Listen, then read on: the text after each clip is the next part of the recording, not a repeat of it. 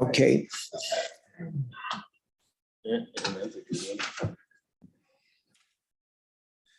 People were trying to hook up to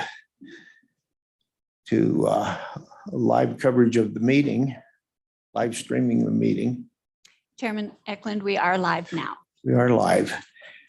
Okay, let's call roll, please. Representative Blackburn, Okay, Jim has been ill and he's not online, so excused. Vice Chair Clausen. Here. Representative Fortner, Here. Representative Heiner, Here. Representative Larson, Here. Representative Western, Representative Wharf, Here. Representative Winter, Here. Chairman Eklund. Here. If, 8 present, 1 excused. okay, and if Representative Blackburn does show up, we'll change that to from the excuse to a here Yes, sir. whenever. So the first order of business will be a reconsideration on House Bill 137. That was state land exchanges public notice. And we need a motion to reconsider and a second. Been moved by Representative Heiner and seconded by Representative Wharf. And I'm not sure who did, but and there's no discussion on the bill or debate on the bill. So let's just go to a roll call, Carol.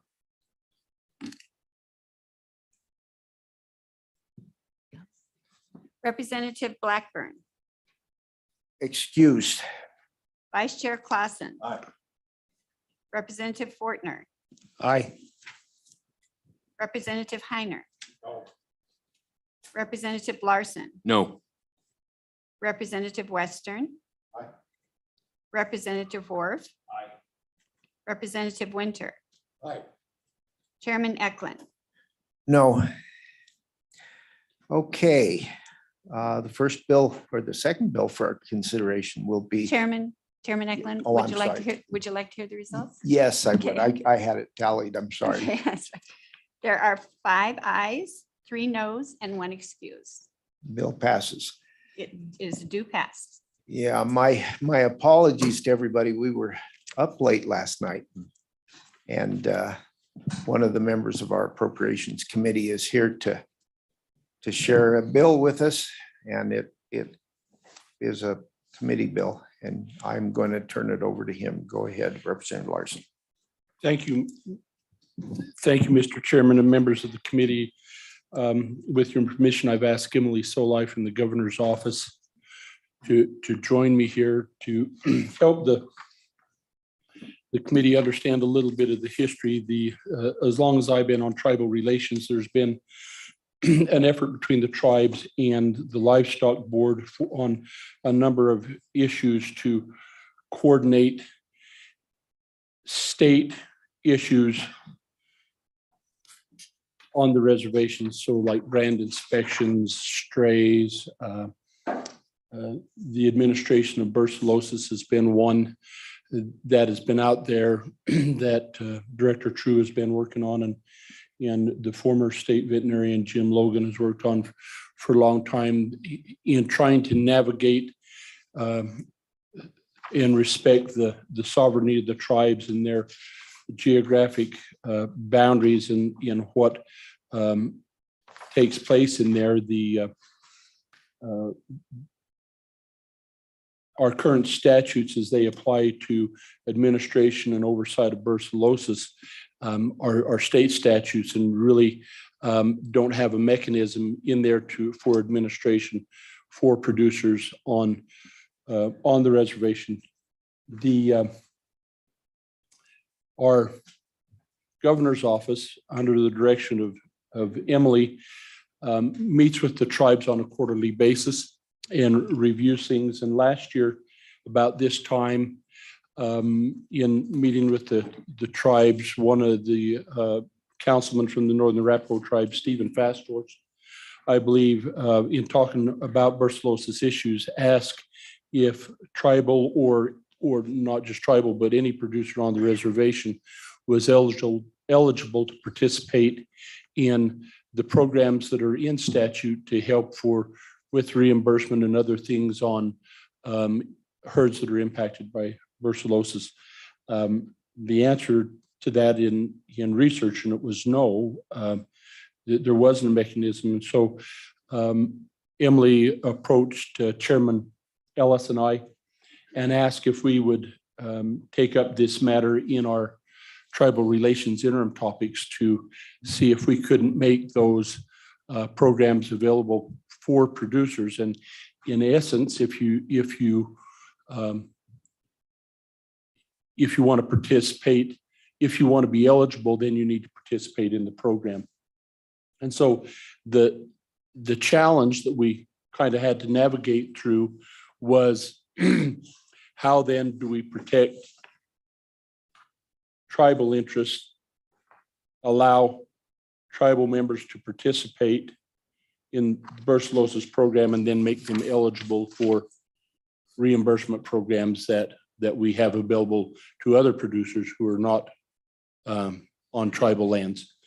Now, just a little bit of background, again, along that way, if I were a producer, non-tribal producer or tribal producer, it wouldn't matter. If I was a producer, a livestock producer on reservation land and had a Bureau of Indian Affairs lease, conditions of that lease is that I have to comply with state statutes regarding the management of livestock. So by virtue of that, and I have to sign off on, so by virtue of that, I would comply. However, if I were a producer, tribal or non-tribal on the reservation, and it was all private land, deeded or owned solely by the tribe, I would not have to comply. And so that's kind of where we get into this. And so as we worked with this, there was a little bit of, I think the angst that we were trying to navigate through was initially, is there a concern that we have contamination by wildlife on the reservation that are impacting domestic herds? And tribal fish and game, what are you doing to monitor those issues? And we kind of had to separate that because that's the work that they do in relationship with fish and wildlife to determine that. And so we push that aside because that's an area of supervision that they're working on. And then we just come back and we says, if a producer is willing to comply with the requirements that the rest of the state has in testing and quarantining and all of those issues pertaining to brucellosis, then yes, they would be eligible for any of the programs that the tribe has. So before I go into and walk through the bill, Mr. Chairman, I'd be happy to answer any questions, but I'd also like to ask if Emily could maybe clean up gaps in my testimony and any additions that she feels appropriate. Thank you. Chairman Go ahead. Eklund, thank you. Members of the committee, my name is Emily Solai. I'm special counsel to Governor Gordon. I'm also his senior policy advisor for tribal relations. And as Chairman Larson noted, this has been an issue that our office, the livestock board, the state veterinarian has been working through with tribal fish and game, as well as each of the councils of each tribe to discuss how can we form a better relationship as sovereign jurisdictions to manage livestock disease. And one thing that we landed on is that we have all of these state programs to encourage participation in livestock disease management at an individual producer level. And we all rely on the compliance of each individual producer in order to maintain, for example, our brucellosis-free status, but also to maintain other livestock diseases as well. And so when Councilman Fasthorse of the Northern Arapahoe Business Council brought up the fact that individual producers on the Wind River Reservation cannot access livestock disease programs in the state, that raised flags for us and made us understand better why at an individual letter, we just don't have the communication that we want to have with producers on Wind River Reservation. So we sort of see this as a first step to building a better relationship with the tribes, building more cooperation with the tribes for disease management in general. But we appreciate Chairman Larson. We appreciate the Select Committee for taking a lead on sponsoring this bill. So committee, any questions before we move on? Thank you. I'm really surprised by the same thing that our native tribes were unable to get access and help concerning brucellosis. So, Well, we'll fix it if this committee willing, Mr. Chairman. When you guys heard this, was it in the fall? We kind of brought you a heads up on this in the fall, and you heard it. And you heard some testimony from Director True in Dr. Hassel on a concern that in this bill, you'll see a requirement for the producer to agree in writing. And we'll get to that. And that was initially put in as a condition that to make sure that the state wasn't coming in and just imposing their will on randomly throughout the reservation on the tribes. And so that we needed some sort of verification that they agreed to do that.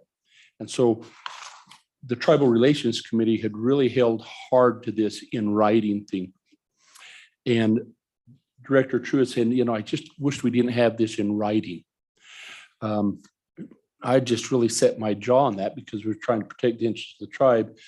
A couple of weeks ago, I was visiting with Emily on that same matter, and she said, well, the tribes don't like it either. Well, what do you know? So there, I would request as we go through this, there's two words that we'll want to delete in this in writing component that Chairman Larson has set his jaw on because it makes everybody happy in the end. So at the beginning of this, it's really, we go into 1119-101, where the state veterinarian may provide contagious and infectious disease reportable testing, containment, and reimbursement services. And it's important to note that we don't just spell out brucellosis. It's for all contagious and infectious disease under this chapter to any livestock producer in Wyoming, including on the Wind River Reservation, who agrees will delete I hope you will delete the in writing portion of this to comply with the applicable program requirements. So that you can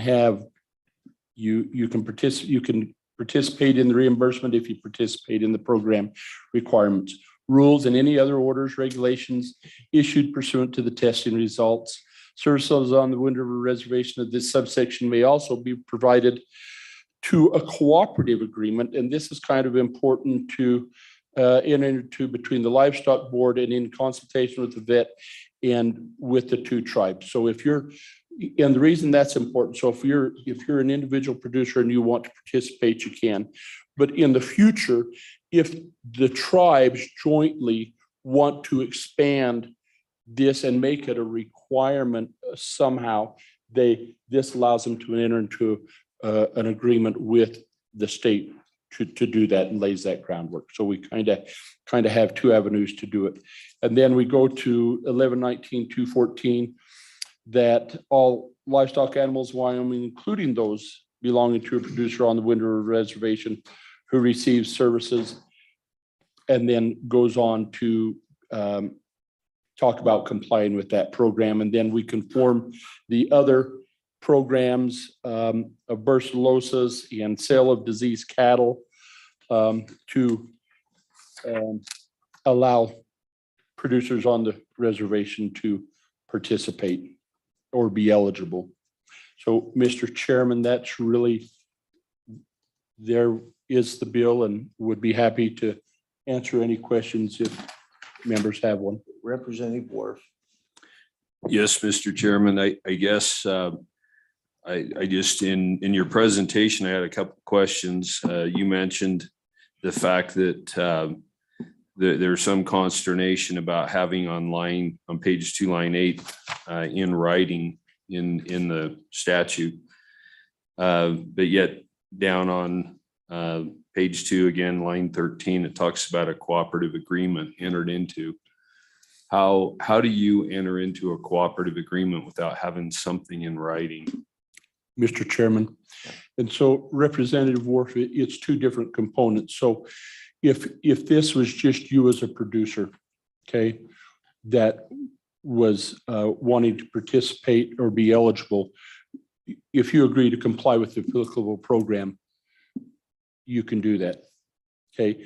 Now, if the tribe, this doesn't require an MOU, but if the tribes jointly as governments to our government want to enter into a memorandum of understanding to further address infectious or communicable diseases, contagious, not communicable, contagious diseases. You've That's too been good. around the That's too dang health funny. committee for too Contagious or infectious long. diseases, then that's where that, contractual agreement would happen between the governments. Chairman Eklund, if I could. Yes. Chairman, Representative Worf.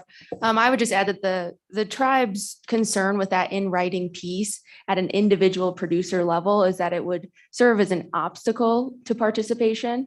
And since the purpose of this bill is to encourage as much participation at that individual level as possible, that was our concern, that requiring producers to provide that extra piece of documentation that other producers in the state do not have to provide would limit the participation that we actually get. But we do hope that as a second step, we would have an agreement in writing with the governments themselves about how to manage this in the future.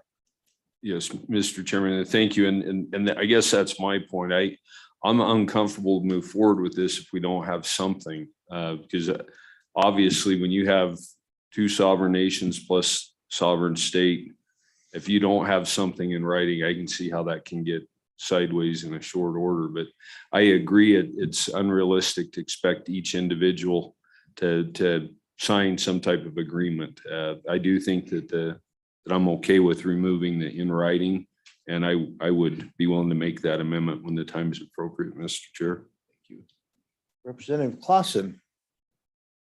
Thank you, Mr. Chairman. I think I see it in there, but I just wanted to make sure, Representative Larson, this also makes producers on the reservation available to the funds if there's a fine brucellosis and they need to be depopulated. So they're also available to, are allowed to participate in those programs. It does, Mr. Chairman, but not for three-legged cats. Okay, any other questions? All right. We also have Director True here. I think if you're done for the time being, we may bring you back up, but if Director True would come forward and the committee may have some questions, and our state veterinarian isn't here this morning. You'll be representing her probably. Mr. Chairman, committee, good morning. Yes, Dr. Hazel, the state veterinarian, is on her way to Pinedale to the DSA, the designated surveillance area, as we speak. So I will answer what I can, but if you delve into science too far, I will probably holler mea culpa and back away from the microphone. But I'd be happy to answer any questions that the committee has. Committee, do you have any questions for Director True? Yes, Representative Heiner. Thank you, Mr. Chairman. Mr. True, do we know of any infectious disease problems that we've had on tribal lands in the past? Is it something, I know before they transport bison into that area, they do a thorough vetting to make sure that there's no contagious diseases, but do we know if we've had any outbreak in the past there? Mr. Chairman, Representative Heiner, trying to remember what Dr. Logan said, I believe 2008 or 9, we did have a reactor herd on the reservation. At that time, that tribal producer worked closely with the state vet. and the tribal council to mitigate that event. But there's opportunity for several diseases out there in that big wide open, and the protection of the bison herd is one of the concerns that was brought forward in discussions earlier. I would mention that a few years back, and I'll be lying if I tried to tell you it was 2019 for sure, in the midst of a joint study between Game and Fish, wildlife, tribal wildlife, U.S. Fish and Wildlife, and UW, they were monitoring the movement of mule deer. And at the same time, they captured and tested about 76 elk over 2 years. They found 3 seropositive for brucellosis cow elk on the reservation at that time. Now, that, to be clear, seroprevalent means those cow elk had been exposed. They weren't necessarily infected. But that did raise a little bit of a conversation sped up the conversation about this this process that we're going through now. And I do want to thank the governor's office and Select Tribal for helping us on this. As the chairman said, Dr. Logan's worked on this since he was a small boy, I think. And we've worked on it ever since I've had my tenure as the director. But there's not been a lot of noted out there. And I would note this is contagious, infectious, reportable diseases. The state vet won't get involved in a pneumonia case or something like that, but reportable diseases. Any other questions? So committee, I think the entire herd in Wyoming, beef cattle herd and other animals there is a possibility of being infected. And as long as there's wildlife in the region that can move it statewide, it happens. Even though I'm in the southeast corner, the help from the state vet and the livestock board is available to us, and we're trying to clear up some things so that we know that our 2 tribes have it as well. So thank you. Mr. Chairman, if I could add one more thing, just tailing off what you just said, the designated surveillance area for brucellosis is on the western border of the reservation. So in those mountains and those drainages there is always an opportunity for elk migration. At this point, I think Fish and Wildlife and Game and Fish would tell you that hasn't happened much, but there's an opportunity for that. And also these reimbursements are in the indemnity statute, falls under the place where if an animal is a reactor, then there's a confirmatory test.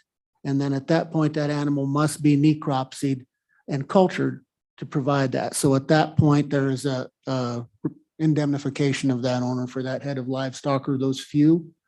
And there's also 2 years ago, you passed an additional tool inside that same account for reimbursement to a producer for mitigation of the costs of dealing with the quarantine. And just in case if there's qualifications in that, and I won't go into the weeds of what those are, but if it disrupts his business model to an extreme extent, they can request reimbursement up to $25,000 to offset the cost of dealing with that quarantine. Okay. That's part of this statute as this bill as well. All right. Thank you. We have one more question, Representative Wharf. Yeah, Mr. Chairman, having said that, Director True, is there any likelihood that the DSA would be expanded to include parts of the reservation or the reservation itself? Mr. Chairman, Representative Wharf, that's not been in any discussion at this point. Annually, Game and Fish Commission and the Wyoming Livestock Board review the borders of the DSA, and we've found no reasons to extend that. Okay. Thank you, Director. Is there any other public testimony on this? Come on up, sir.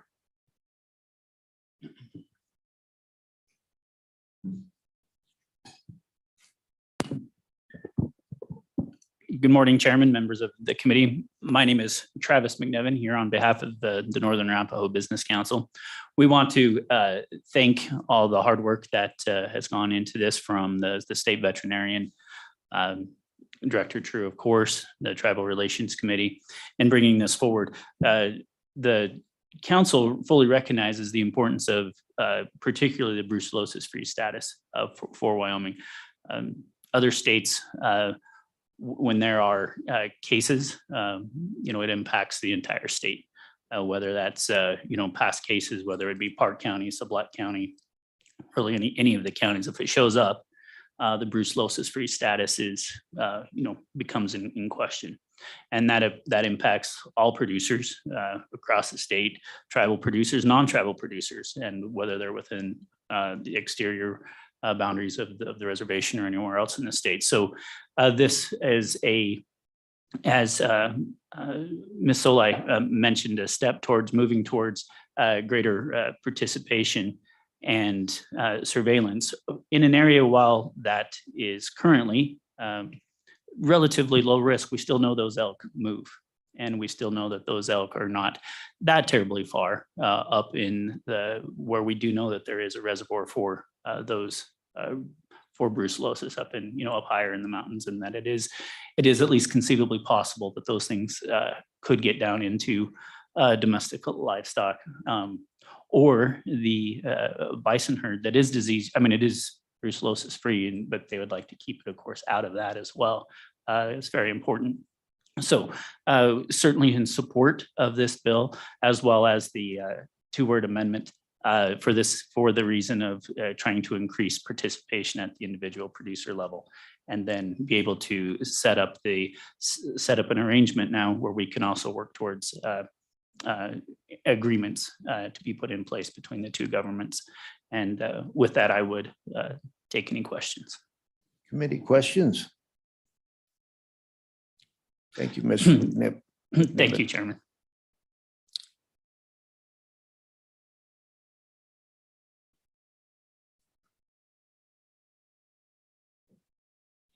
Thank you, Mr. Chairman Committee. Brett Moley, Wyoming Farm Bureau Federation, sitting in firm support of this bill. As you are very much aware, diseases don't know borders. And if we can work together with whoever owns the livestock to help keep these diseases to a minimum or out, that's a good thing. I'll use one of my members as an example. He's leasing a ranch that's completely surrounded by the reservation. So having the reservation at the table to work on these diseases and to be able to get some help getting them the testing and everything, I think is a great thing for all livestock producers in the area. And with that, Mr. Chairman, I would sit for any questions. Committee questions? Thank you, Mr. Moline. Any other? Come on up, Jim.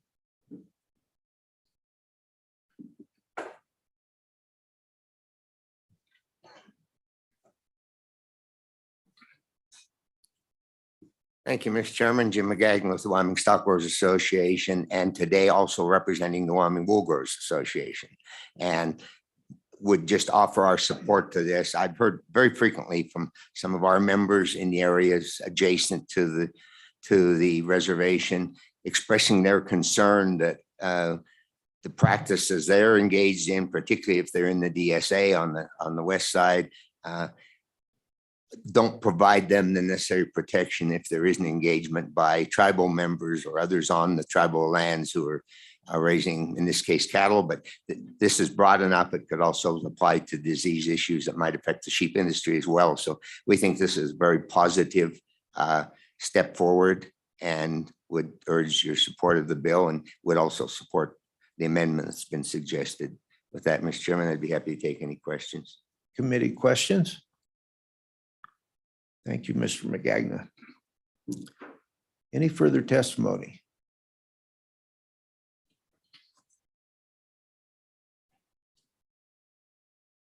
Senator Emmerich, welcome back to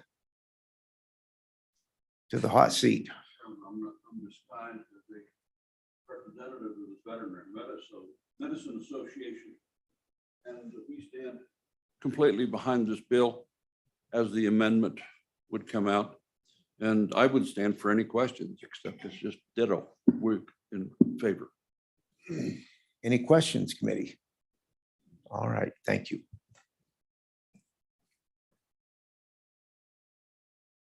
Do we have anyone online wanting to testify? No, we do not. Okay. All right, committee, what's your pleasure? Been moved by Heiner, seconded by Western. Discussion or changes in the bill? Representative Wharf. Mike. There you Mr. go. Chairman, I apologize, didn't push the button quick enough. I would make the amendment to remove on page 2, line 8, the 2 words "in writing." And moved and seconded by Western. Any discussion on that amendment? All those in favor say aye. Aye. Oppose?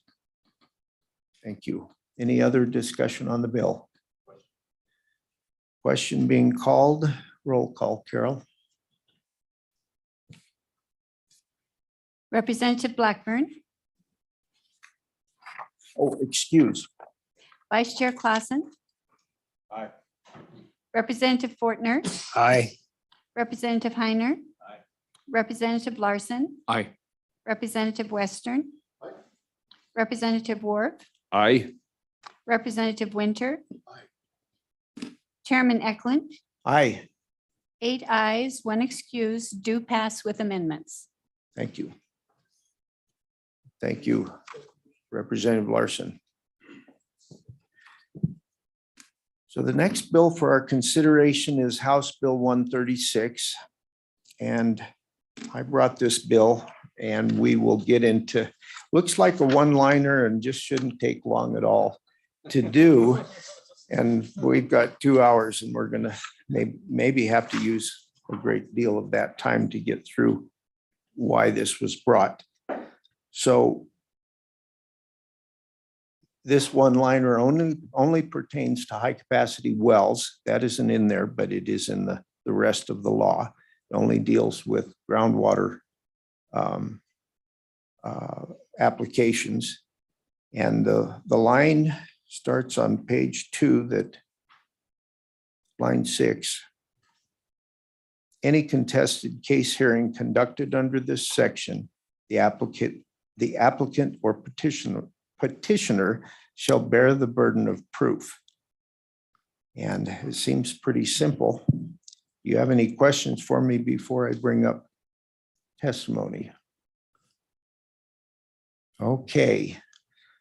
First off, I'd like to bring up our acting state engineer and his helper.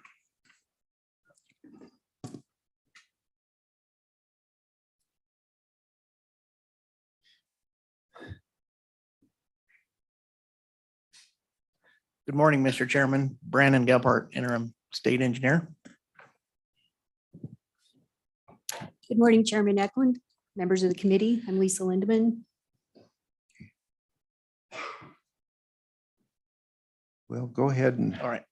go into Mr. Chairman, this. My only testimony to this is how it could impact our agency. And the way we look at it is it could promote objections without a valid basis. With currently, you have to have a reason to object. I've put the burden of proof on the applicant. That doesn't necessarily come forward right away. And so the objectors really don't have to provide a reason why they believe an application is detrimental. And so then the applicant has no way to know what to demonstrate or rebut. For example, the applicant will be attempting to prove a negative with no objective test or criteria. The caveat to that is it will likely happen if the hearing officer requires that reason to be identified, but that's usually down the line in the contested case process, and it could come a ways down the line. So our concern is that all these objections are being raised on and providing more contested cases. And these are a big effort for our agency as well as the applicant and the objector. And so our biggest concern is additional resources for potentially more contested cases. Committee questions. Representative Larson. Yes, Mr. Chairman, thank you. Thank you both for being here. Can you explain the procedure, or did you already do that? I didn't catch it, but can you, how it goes about it right now? That might help us all. All right. Okay. Yeah, Chairman Eklund, Representative Larson. As a little bit of a background, there are 3 control areas in Wyoming. They're all located in the southeast portion of the state. A control area is basically a special groundwater management area. And they're basically formed based on statutory criteria.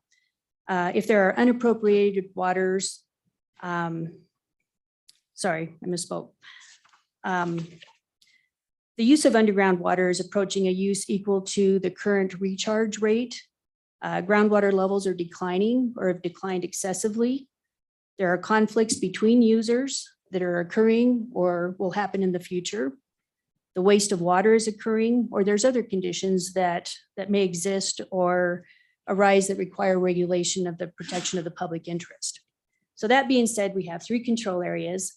And in those control areas, if we receive an application, a groundwater application for anything beyond 25 gallons a minute or beyond 25 gallons a minute, domestic stock or miscellaneous. So that's, I think, as Chairman Eklund referred to as a high production well. Those applications, as well as any petition to change an existing water right, have to be publicly noticed. These are the only groundwater applications that go through that process. They're publicly noticed in the local newspaper for 3 weeks. And after that 3 weeks, there's a 10-day comment period where anybody that has an existing water right has the ability to protest that application or the petition. Again, this is a very unique situation in control areas where applicants have to have their application or their petition advertised, and then existing water right users or water right holders have the ability to protest that. If it's protested, if the application or the petition are protested, then we enter into a contested case proceeding. Before the contested case, of course, all parties are encouraged to try to come through some mediation and try to resolve any issues that there might be. If that fails, go through a contested case. And that contested case is according to the Administrative Procedures Act. So does that answer your questions, Representative Larson? Follow up. Mr. Chairman, thank you. So once you get to the contested case, then you'll meet in a room, I guess, and each party has a chance to voice their concerns. Correct. Chairman Eklund, Representative Larson. It is a legal proceeding. And I'm not an attorney, so I can't tell you all the legal documents, but the witness, both the applicant and the protestants, have to provide evidence as to why they either support the application or they protest the application. In our case, a hearing examiner that is named from someone in our agency will most likely, or should, require both parties to present their evidence as to, their support or non-support of the application or petition. So in essence, we're still going to require evidence in support of or an objection to. And the grounds that an application or a petition can be protested are there are no unappropriated waters available, or it's not in the public interest. Those are the grounds for objection. And Mr. Chairman, may I just add that, Mr. Larson, back to your point, this isn't occurring in one meeting. This is a process. It takes quite a bit of time. Follow up? Follow up. Go ahead. Mr. Chairman, thank you. So in the current situation, both parties have a cost? And with this bill, you think it would be different? Or? Mr. Chairman, I assume that both parties have a cost, and I don't know that this changes it or not. I don't know. Okay. Representative Heiner. Thank you, Mr. Chairman. So just so I can be clear on this issue, if in these contested areas, those that have existing wells that may have been in place for decades, and then someone comes in and wants to drill an additional well in that area, those that have had wells there for decades have to be the ones to prove that they have the burden of proof. Is that right? So they have to go get all the proof to say that they will be impaired by this new well rather than the new applicant. Am I backwards on this thing? Mr. Chairman, I'll try to answer that. So an objector has to provide a reason why he believes that there is injury or it's not in the public interest. And so then the applicant has to show that whatever he's saying is whether he meets that or not. So they bring the reason, and then I do believe that the applicant has to show that they did or did not cause that reason or would not cause that reason. Representative Clausen. Thank you, Mr. Chairman, Director. So I'm not familiar with the water statutes, but in this piece of statute, would it apply to all wells or all high volume wells or just wells in the special management areas? And I'm not even sure if I used the right term. Mr. Chairman, Representative Clausen, the way this bill is written, it is only for groundwaters in a control area. Okay. Yes, Representative Larson. Thank you, Mr. Chairman.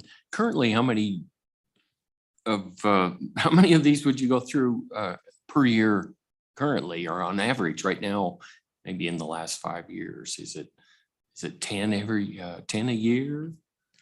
Chairman Eklund, Representative Larson.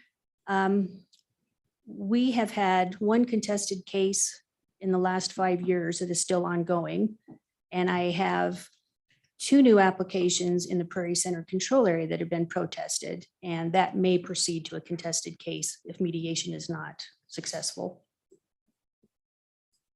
Okay, Representative Fortner. Thank you, Mr. Chairman. With these permits and this new bill, a producer comes in and you guys okay the permit and they drill a new well there. It sucks down the other guy's water. Now who has the burden of proof? The guy that had the existing wells, the group that had the existing wells, or the guy that sucked the new well owner? Okay. Chairman Eklund, Representative Fortner. Let's take Laramie County control area, for example. We have a state engineer's order in place. So any new well that was approved and that is constructed, if it has an impact on an existing well, depending on where you are in that control area, we have spacing requirements. We have a requirement that if you draw down the water level in your well more than 20%, you're automatically cut off. So there's a protection for existing area water users. We also have regulation and interference complaints under statute that can be availed. Representative Larson. Mr. Chairman, keep asking all these questions, but I think it's good that everybody kind of understands. I think currently in these areas, are the wells monitored just once a year, or do they monitor them I think you have individuals going out and checking these wells. Is it once every month or anything like that? Right, Chairman Eklund, Representative Larson. The agency has monitoring wells in place in Laramie County. So we measure what the water levels are doing. We go out twice a year to collect the data, but it's collected continually. And those hydrographs are available on our website if you'd like to look at them. But beyond that, under the state engineer's order, each high capacity well, anything over 25 gallons a minute, has to report their production. They're required to have meters in place. They're required to report once a year. So yes, we are continually monitoring high production wells in the Laramie County control area. The Prairie Center control area and Platte County don't have orders in place, so they're a little less restrictive. Okay, Representative Heiner. Thank you, Mr. Chairman. I apologize for not being an expert in this field, but it seems like, you know, there can be a drawdown, and that's probably easy to prove. But if I have an existing well or number of wells that's been there a long time, and then an applicant comes to the state and it receives permission to drill a well in that vicinity, and I feel like it will impair me or harm me in some fashion, with this legislation, I would have to go out and hire attorneys, hire have a hydrological study done so I can contest the state and this applicant. And the burden of proof becomes onerous and pretty expensive at that point, as I'm just trying to protect an existing asset that may be livelihood for my business. Is that true, or am I going down the wrong path? Mr. Chairman, Representative Heiner, I believe that the example you used is more of an interference type of a claim where the well's already drilled and then it is impacting you. And I don't believe that this legislation would change that. You would still have to prove that you're being damaged. This is talking about the application and protesting the application. So it's a slightly different test, if you will. Follow up. Yes, Director. Thank you, Mr. Chairman.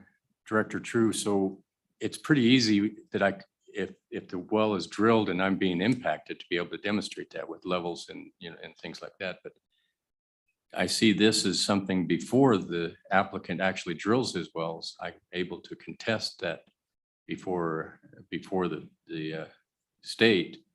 And that's going to take a lot of information and studies to be able to contest. And I just see it as being expensive and burdensome on the existing well owners in the vicinity. Because you're not looking at drawdown at that point. You're just looking at potential, and you'd need a hydrological study to be able to determine that. And I don't think those are very cheap. Chairman Eklund, Representative Heiner.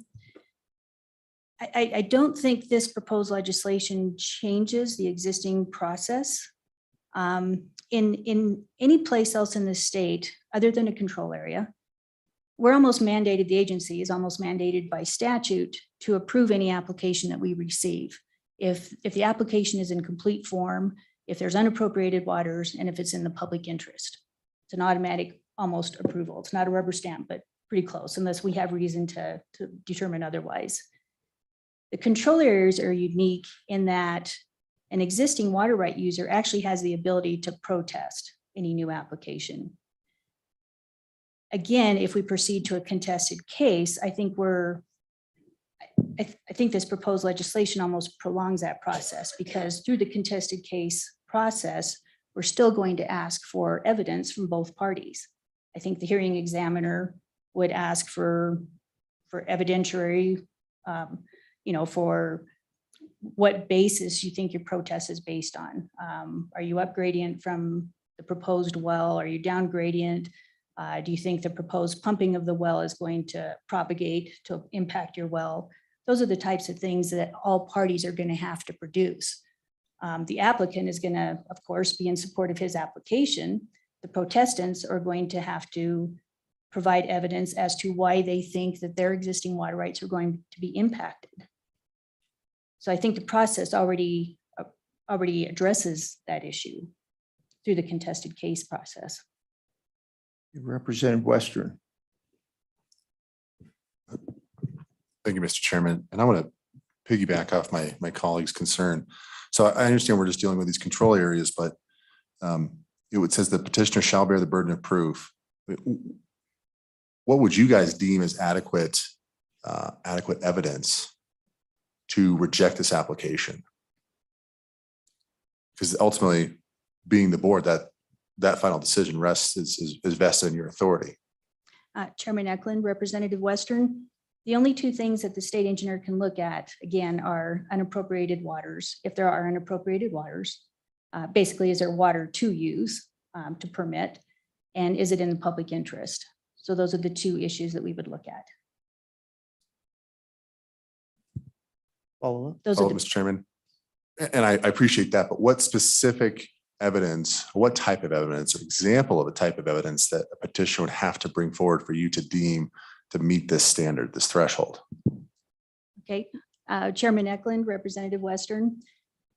I wouldn't be making that decision. The state engineer wouldn't, well, will ultimately make that decision. But the hearing examiner is the one that would actually run the hearing or run the contested case. So it would be up to the individual hearing examiner. But in the past, for example, things that were brought forward as evidence would be the hydrogeologic setting. What does the aquifer look like? How much saturated thickness is available? Quick analysis of pumping impacts on that well and how far the cone of depression would propagate outwards, and maybe what water rights exist within that cone of depression that could potentially be impacted. There's a myriad of things that are going to be unique to each application based on what proposed water use is, how much water is being produced, where it's being applied, how it's being applied. All of those things have to be taken into consideration. So every situation is unique. Okay, follow up. Thank you, Mr. Chairman. So it sounds like those are a lot of exhibits that would have to be brought forth. Is all that type of information public and readily available in all these control districts or control areas, excuse me? Chairman Eklund, Representative Heiner, Representative Western. A lot of it is, yes. Anything that we as an agency have in our reference kit is available publicly. All of our monitoring well data, our production data, any hydrogeologic studies that we have done as an agency or hired a contractor to do, all of that is available. There are, massive amounts of geologic and hydrogeologic data available in the UW library, in our library. We have the USGS here. We have the Wyoming Geological Survey. There's a lot of resources from which to draw. Drawing that information in and making it pertinent to a proposed application or petition, or to the folks who are protesting that, that's their responsibility. Follow, Mr. Chairman. So my concern is this, and so let's take an example where let's assume all that information is readily available. Someone who already has a current well, they're still going to have to hire someone with the technical expertise to know how to, one, aggregate that data, go to know where it currently exists, and to distill it into a readable format to make their case. So my concern is that even in the situation where this information is available, they're still going to have to expend considerable money, resources, time to petition or to petition the not the judge, but I can't remember the word you used. What's that? Hearing examiner. The hearing examiner.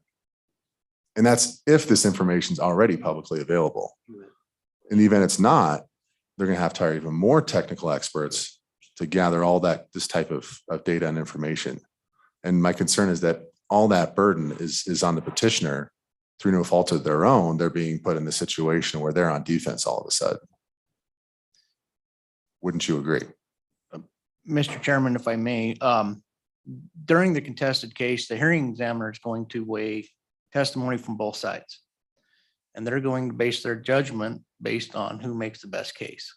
So even with this change, I think that still exists. If you want to make a really strong case, then it's up to you to provide the information that you want to provide to make your case for whatever your objection is. So whether you want to do that or not, I don't know that changes this. But if you want to make your case, I believe that it's your responsibility to provide the information and the data to help build your case that the hearing examiner is going to consider. I'm going to go with Representative Clausen. I'll get to everybody. Thank you, Mr. Chairman. And this, you guys probably don't keep this information, but I guess I've defended surface water changes, and it's extraordinarily expensive, tens of thousands of dollars sometimes.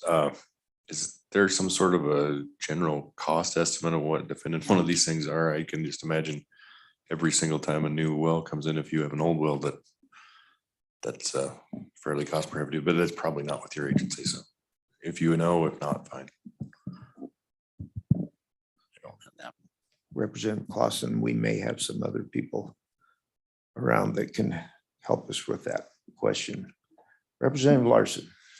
Thank you, Mr. Chairman.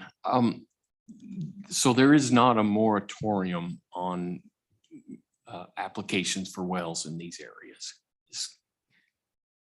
Chairman Eklund, Representative Larson, there's no moratorium per se.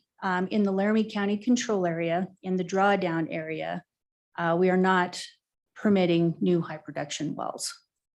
In the other areas of the control area in Laramie County, we have spacing restrictions. Again, we have spacing restrictions, we have metering and reporting requirements. We have restrictions on, like I said, once you drill your well, you're required to measure the initial static water level. And if that water level drops more than 20% of the existing water column in that well, you're automatically regulated off. And that's to prevent injury to existing water right holders. So while we're on this, in the control area, there's a drawdown area, then there's a conservation area. The applications are being received in the conservation area. The drawdown area, the option that the senior rights holders have there, if their well is sucking air, which it is if you go further east in this same aquifer, there are the oldest wells have had to be, what they received from the state engineer is an application to deepen and expand that well so that they can continue to irrigate. That's what I receive as a well holder in a domestic well. So if my well dries up, the good deal I get is another application, approval of an application to drill deeper, and there is a great cost associated with that.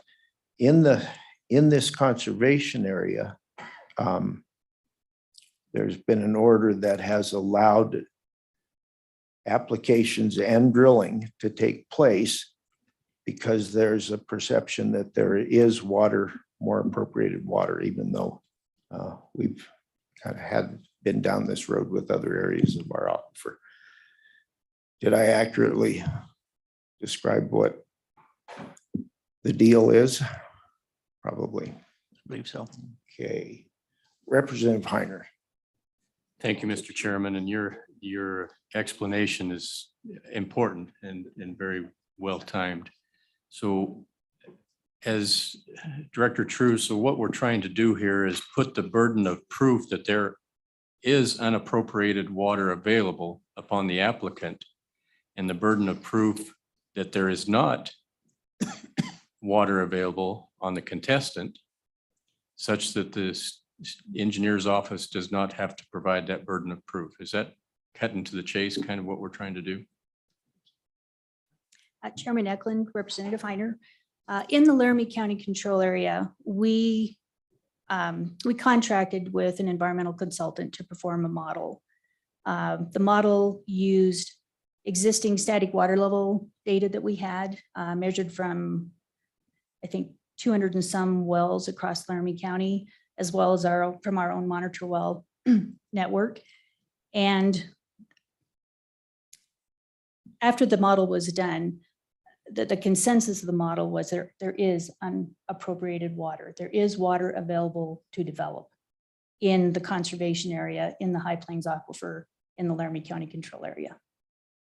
So, I'm sorry, under the state engineer's order, that decision has been made. That's captured in the order that there is unappropriated water, and development is, there's room for development. There's room for new high capacity wells in the conservation area.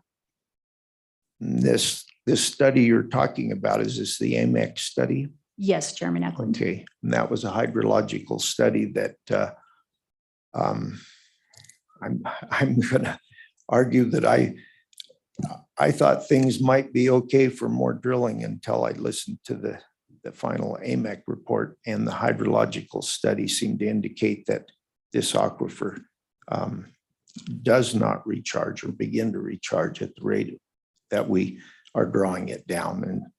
And at the end of that study, I'm kind of throwing mine in, and I hate to taint this at all, but at the end of that study, the only really good option I saw for irrigators that were going to eventually lose irrigation or have to re-drill their wells would be irrigation buyouts.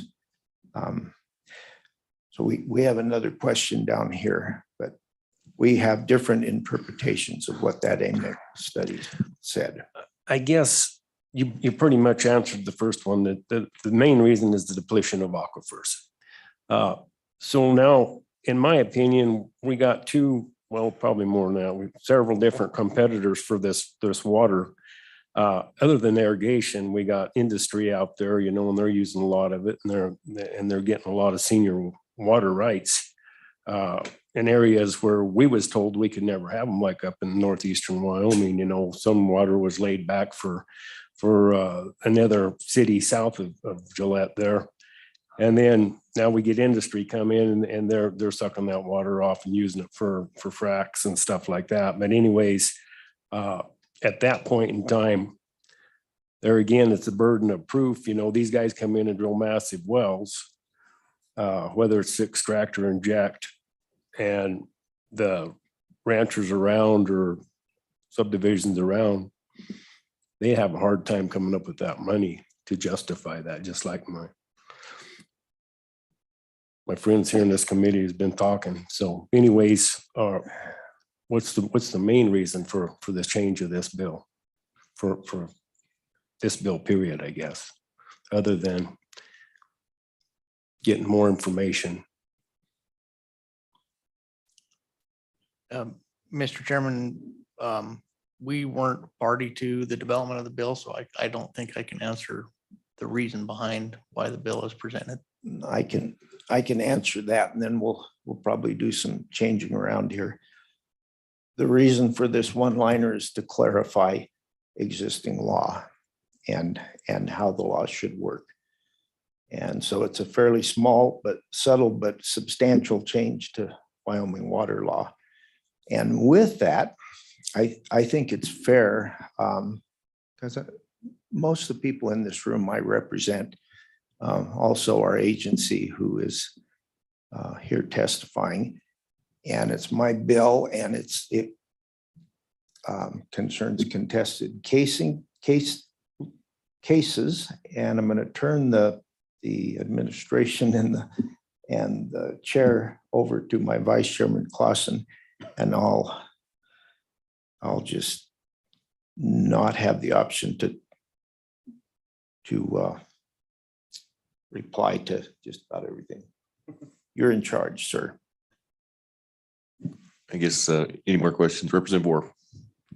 Yeah, I did have one, and hopefully I didn't miss this answer, but I was just wondering how many control areas exist in Wyoming, and if you can kind of tell me where those are, because I know we're talking about Laramie County specifically, but I'm wondering where else they occur in the state.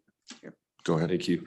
Okay, Chairman Clausen, Representative Wharf. There are 3 control areas in the state. Again, they're all in the southeast corner of the state. The Laramie County control area is basically the eastern 2/3 of the county, pretty much from the interstate over to the Nebraska border. We have the Prairie Center control area, which is north of Torrington. And then we have the Platte County control area, which is around Wheatland. And each control area kind of has its own personality, if you will, but they were all predicated on the statutory issues as far as, perceived conflict between users, not enough water, so on and so forth. But Laramie County is the only one of the 3 control areas that has a state engineer's order governing current and future growth in the control area.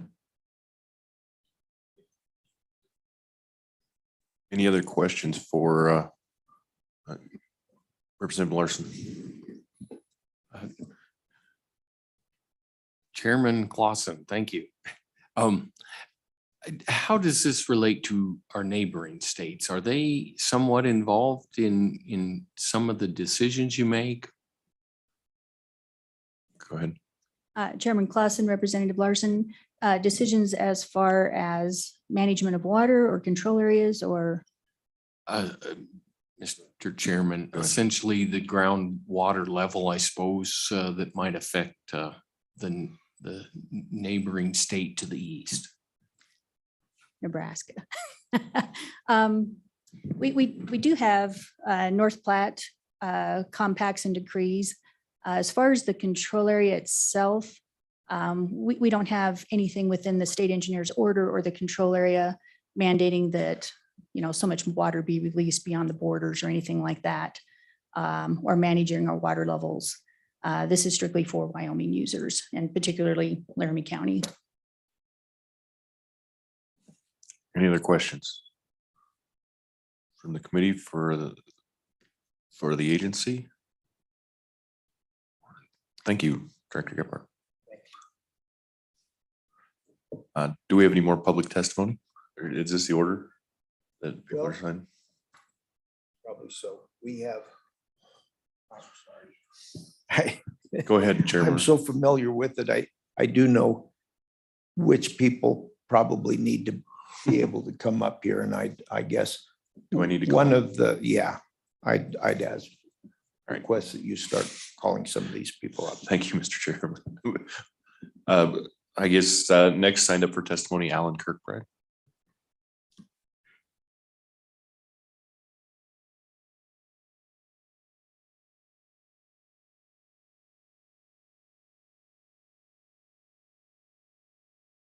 The floor is yours, Mr. Kirkbride. Thank you, Mr. Chairman.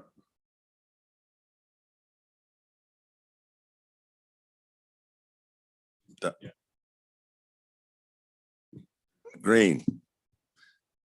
Mr. Chairman, members of the committee, I'm Alan Kirkbride. I'm a rancher in the north central part of the county. And I'm part of the issue that's currently contested. This is kind of where the rubber meets the road for us. I'm going to give you two numbers. Well, what brought this about is 3 families in the north edge of the divide. It's kind of along the highway between here and Torrington, but there's a high ground and then it drops off into Horse Creek Valley. And on that high ground, 3 farm families, that's a father and 2 sons, have applied for 8 high capacity wells. And I'll give you the numbers on that. Well, if you have a new resident in the county who has a homestead, and this is happening increasingly, how much water do they use in a year? It's 1 acre foot is what they figure. This application for these 8 wells would grant these 3 families 4,600 acre feet a year. Now our thought is that, and our contention is that there are not appropriate water in this county to take anything like that. Plus, if you grant these, won't you have to grant the next guy? And so where does it stop? We don't know where it stops. And we felt compelled to defend our interest here. Another thing was part of the testimony and part of our testimony, we had, by the way, I mean, I'm sure we've got close to 100,000 in just to this point in not only attorney fees, but hiring experts, which we hire 3 professional engineers. And one thing that is important here is, I talked about this high ground where the wells are. As it drops off in the Horse Creek Valley, there are springs there, which are part of ag operations, including my own, where we've been there for 133 years in my case. But we have stock wells, we have stock drinking out of the creek, and livestock use, wildlife use, of course. But all this water is going down further down the Horse Creek system, down to the irrigators in Meriden, LaGrange, Hawk Springs, Yoder, and they're counting on that water. We dispute that there's water available, especially over time, to satisfy all that, plus able to continue to have some domestic and stock development. And there's a lot more I could say. I'm trying to, I'll stop for a minute for questions.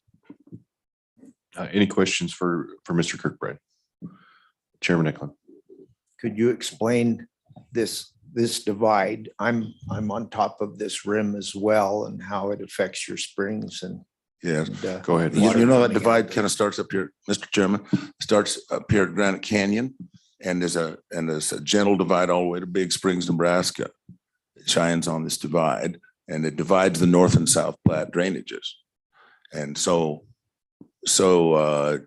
really all the irrigation development in this county has dried up other creek systems. We only have one intact creek system left, and that's the Horse Creek drainage.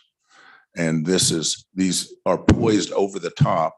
These 8 wells are poised over the top of the edge of the rim, and they're going to affect the springs. I think it's going to happen. One of our own engineers took the Amec models, took the proposal, found that this 20% drawdown would be reached in 14 years.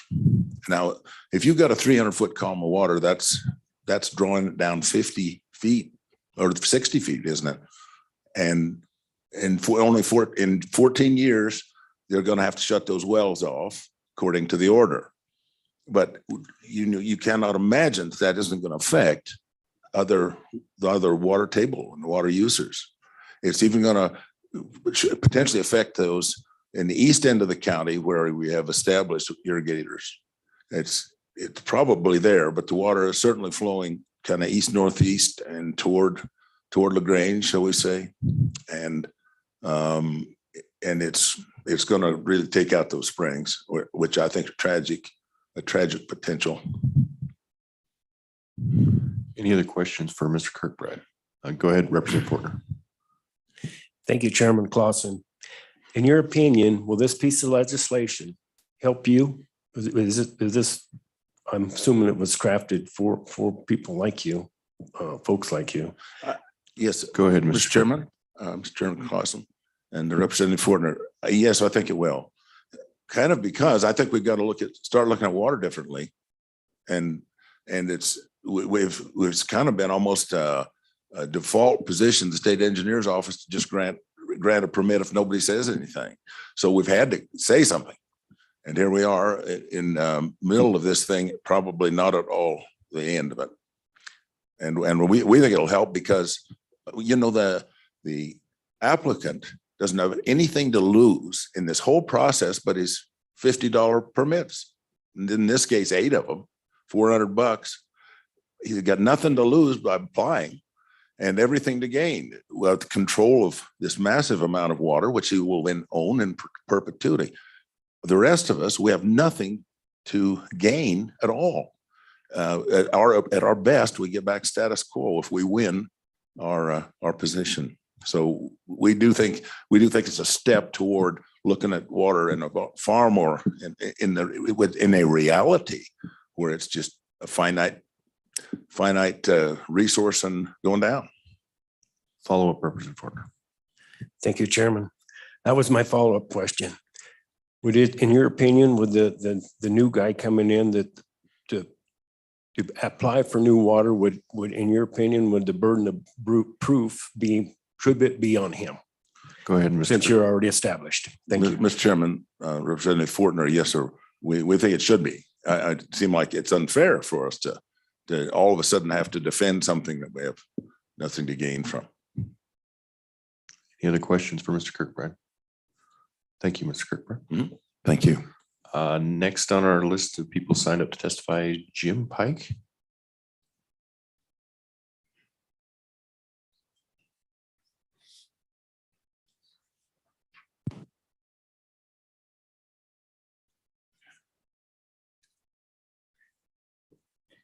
Go ahead, Mr. Pike. Mr. Chairman, representatives. My name is Jim Pike. From 2009 to the end of 2019, I was a district conservationist for the Natural Resource Conservation Service in Laramie County. In 2009, when I started, I was approached by a large group of irrigators in mostly the Pine Bluffs, Carpenter area, some from the Alvin area, where there's been a great deal of drawdown in the aquifer over the years. And also by Senator Pete Anderson at the time. Basically, their statement to me was that the NRCS had never really attempted to do anything about the drawdown of the aquifer in Laramie County. Pete Anderson had tried some different approaches to generate revenue to buy out existing water rights to reduce the pumping on the aquifer to no avail. And he encouraged me to try to continue that effort. So in 2010, I started a process to access Farm Bill money that was designated for aquifers that had suffered drawdown in the Western United States. It was a lengthy process. We needed support, local support. And so the county commissioner, Laramie County commissioners wrote a letter to the Department of Agriculture in Washington, DC, supporting our proposal. And the state engineer, Pat Terrell at the time, also wrote a letter in support of our proposal. So we were successful. We got the funds and we began on a voluntary basis, of course, to buy out existing irrigation rights in the control area. And it was going quite well. And the state engineer actually was one of our biggest proponents from 2010 till 2014. Our goal, our original goal, the first stage we had hoped that we could reduce the pumping by irrigation by 10% in the control area over several years. And by 2014, we had reached half of that goal.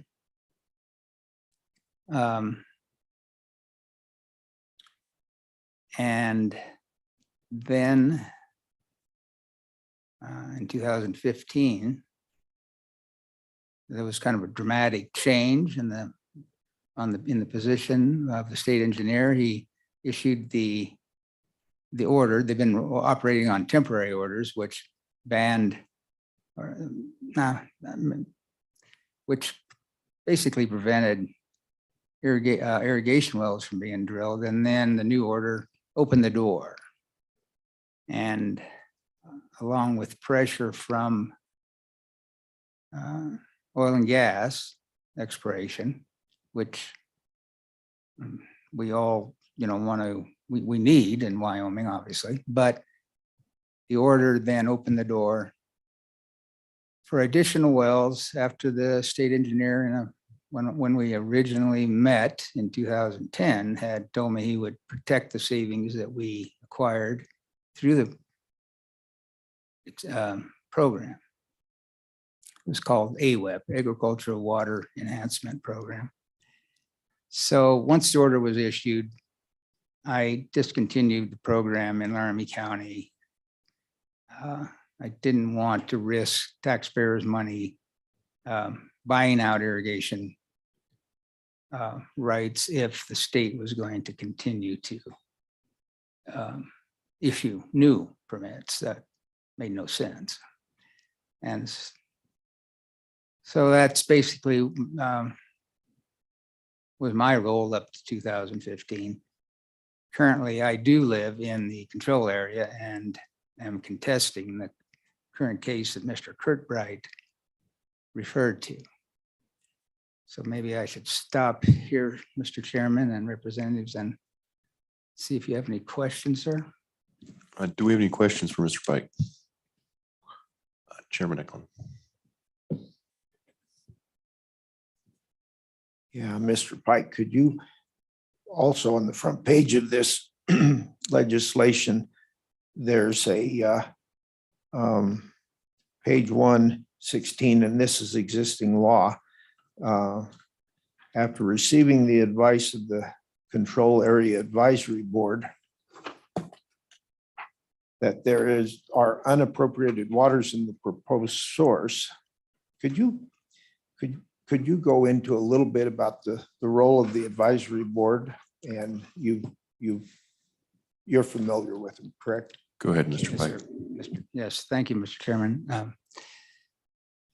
So in 1981, the Laramie County Control Area was formed at the request of landowners that live in the control area.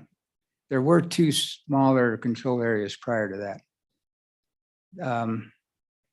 In the control area, there are districts, and the advisory board is made up of people elected by landowners in the district to represent them on the board. And then their responsibility is to advise the state engineer in regards to permits that are applied for. My experience since 2009 is that the advisory board has basically been ignored. The locally elected body established by statute is just ignored, in my opinion, Mr. Chairman. And so it makes it difficult to for the people in the control area to actually exercise the rights they have under the statutes governing control areas. Thank you, Mr. Pike. Any more questions for Mr. Pike? Follow up. Go ahead, Chairman. Yeah, so in the cases we've had recently where a couple of wells were granted and they're in production now, as well as a contested one, what was the opinion of the advisory board? Go ahead, Mr. Pike. Thank you, Mr. Chairman, Mr. Chairman Eklund. So shortly after the order, the 2015 order was enacted, there was an application for an irrigation well. And I protested it along with a couple of other people in the room here today. And the advisory committee had recommended it that it be denied, but it was subsequently issued. So that in that case, the advisory committee's recommendation was it was basically ignored. And that's been, I can't recall, there's another case too, but I can't recall it right off my top of my head, sir. Thank you, Mr. Pike. Any more questions for Mr. Pike? Representative Larson, then I'll go for her. Mr. Chairman, thank you. Is there, or do you have proof that the aquifer is drawing down? I mean, is it actually out there that it's dropped 10 feet or 20 feet? Go ahead, Mr. Pike. Mr. Chairman, Representative Larson, there, as the state engineer's office representatives mentioned, they do have monitoring wells in the county. And those graphs show gradual drawdowns. A general statement would be a gradual drawdown in the control area. However, I've argued that alone is doesn't tell the whole story. If you look at, I have probably had helped landowners on about half of the irrigation wells in Laramie County, mostly to try to improve their efficiency. And what I've seen is that wells that were permitted for 1,000 or maybe 1,200 gallons a minute are, on average, I would say most of the wells I see are producing about half of what they were originally permitted for. That's a rather general statement, because you could find some wells that produce close to what they originally were permitted for. And then you'll find others that were permitted for 1,000 gallons and only produce maybe 300 or 250 gallons a minute. Follow up. Yes, please follow up. So is that not a natural occurrence with wells? I mean, oil wells and water wells that they're bringing in the sand and kind of clogs it up anyway? Can we, can we attribute that to a drawdown? Go ahead, Mr. Pike. Chairman Eklund, Representative Larson. Yes, in some cases, when a well production is reduced, it is, we've, one of the processes I would go through when someone would come to me to assist, for assistance with their well, we'd hire a contractor to run a camera down the well. A lot of times you'll find that the casings are corroded, and there's a process with det cord that you can correct that. I would say most cases, though, in the control area is because of the water has just been depleted. And that's real apparent in Pine Bluffs, Carpenter, and Alvin areas where the state has just over adjudicated the water source, and it's been depleted. Representative Fortner. Thank you, Chairman. I want to ask the same question I asked the other gentleman. On this piece of legislation or this bill, do you believe this will help you guys? Is this what you guys need? Is this going to do it? Chairman Eklund or Chairman Clausen, excuse me, and Representative Fortner. Yes, I believe this will help. There's a much bigger discussion that we need in Wyoming when it comes to Wyoming water law in terms of beneficial use and public interest. But at this point, in this is a control area. This is my focus, and I believe it will, sir. Thank you, Mr. Pike. Any more questions for Mr. Pike? Thank you, sir. Thank you. Next, I have a Reba Epler.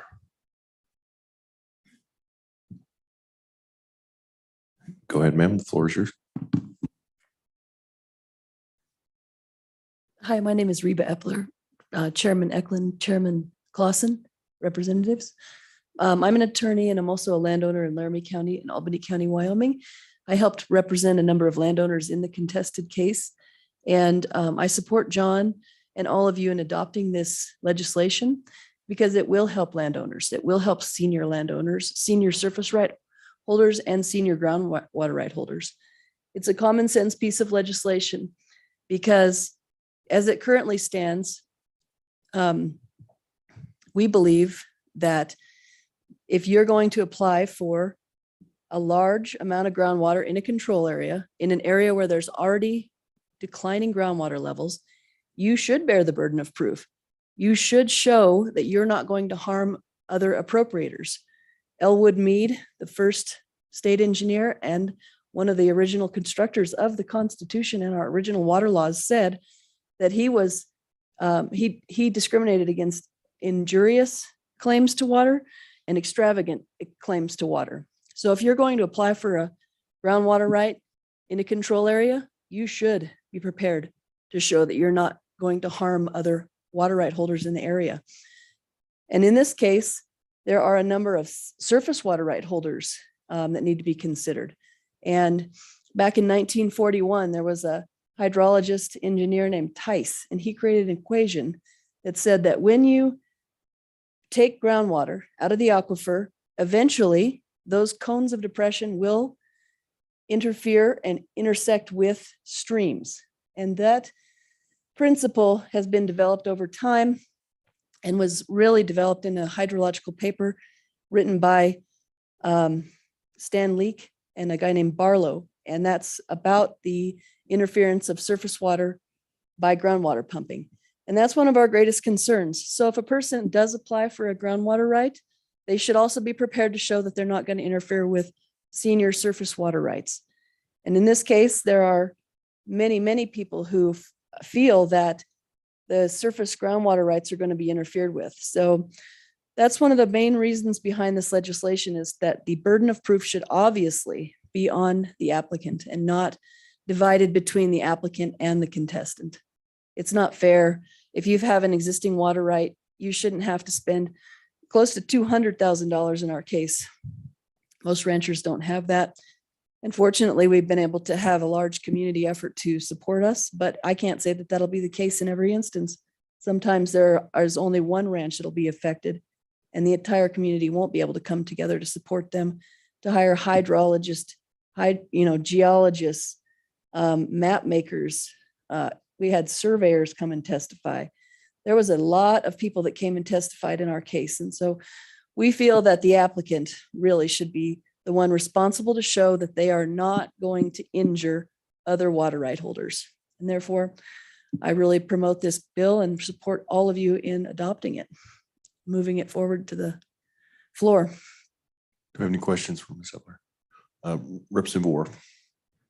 Thank you, Mr. Chairman. Ms. Epler, I guess I would be interested, you mentioned you're an attorney. I would be interested in hearing your response to what the state engineer's office said, in the fact that if you do go to a contested hearing, that both the applicant and the individual that said they're going to be impacted need to present that information. Because it only goes to reason to me, if I'm going to hearing, if I don't present my evidence, there's not a very good likelihood that I'm going to have a successful outcome. And based on their testimony, they said this bill doesn't change that. Can you maybe help expound, or at least give me your response to that? If you think it does in fact help, how, please? Sure. Go ahead. So in the contested case presently, there is a proposed order that says that the burden of proof is to be divided between the applicants and the contestants, and that the applicants are only required to show that they meet the spacing order, and that they, spacing and, can somebody help me on this? There's two. Well, okay. Right, that they meet the two requirements, that they'll meet the spacing and that the well, it will be not exceeding the 20% drawdown, I believe. Let me double check that. While the state engineer's proposed order says that the contestants are supposed to prove that there is no appropriable water and that it will harm the public interest. But that doesn't make any sense if you read the current statute. The current statute says that, let me get this thing up so that I can help you out with that. It's 413932C, which is where we're amending this.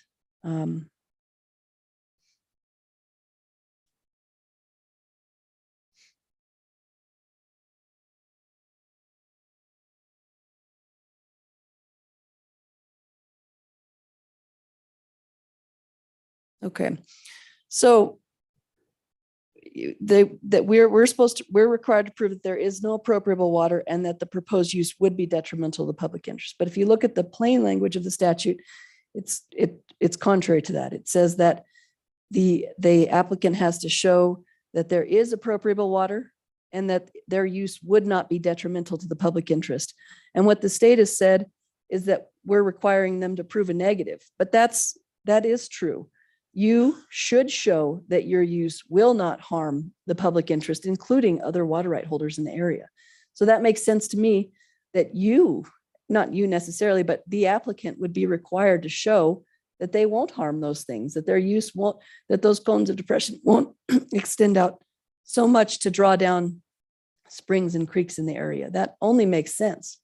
Like Alan Kirkbride said, they have nothing to lose. We have everything to lose. And that's why it will make the game a lot fairer. Follow up. Go ahead, Representative. And I guess that's what I'm trying to get at. I believe listening to the testimony, I understand the issue. I'm just trying to understand if in fact this legislation, if you believe it helps you, or if you believe, as the attorney, or the state water engineer said, that it doesn't change anything.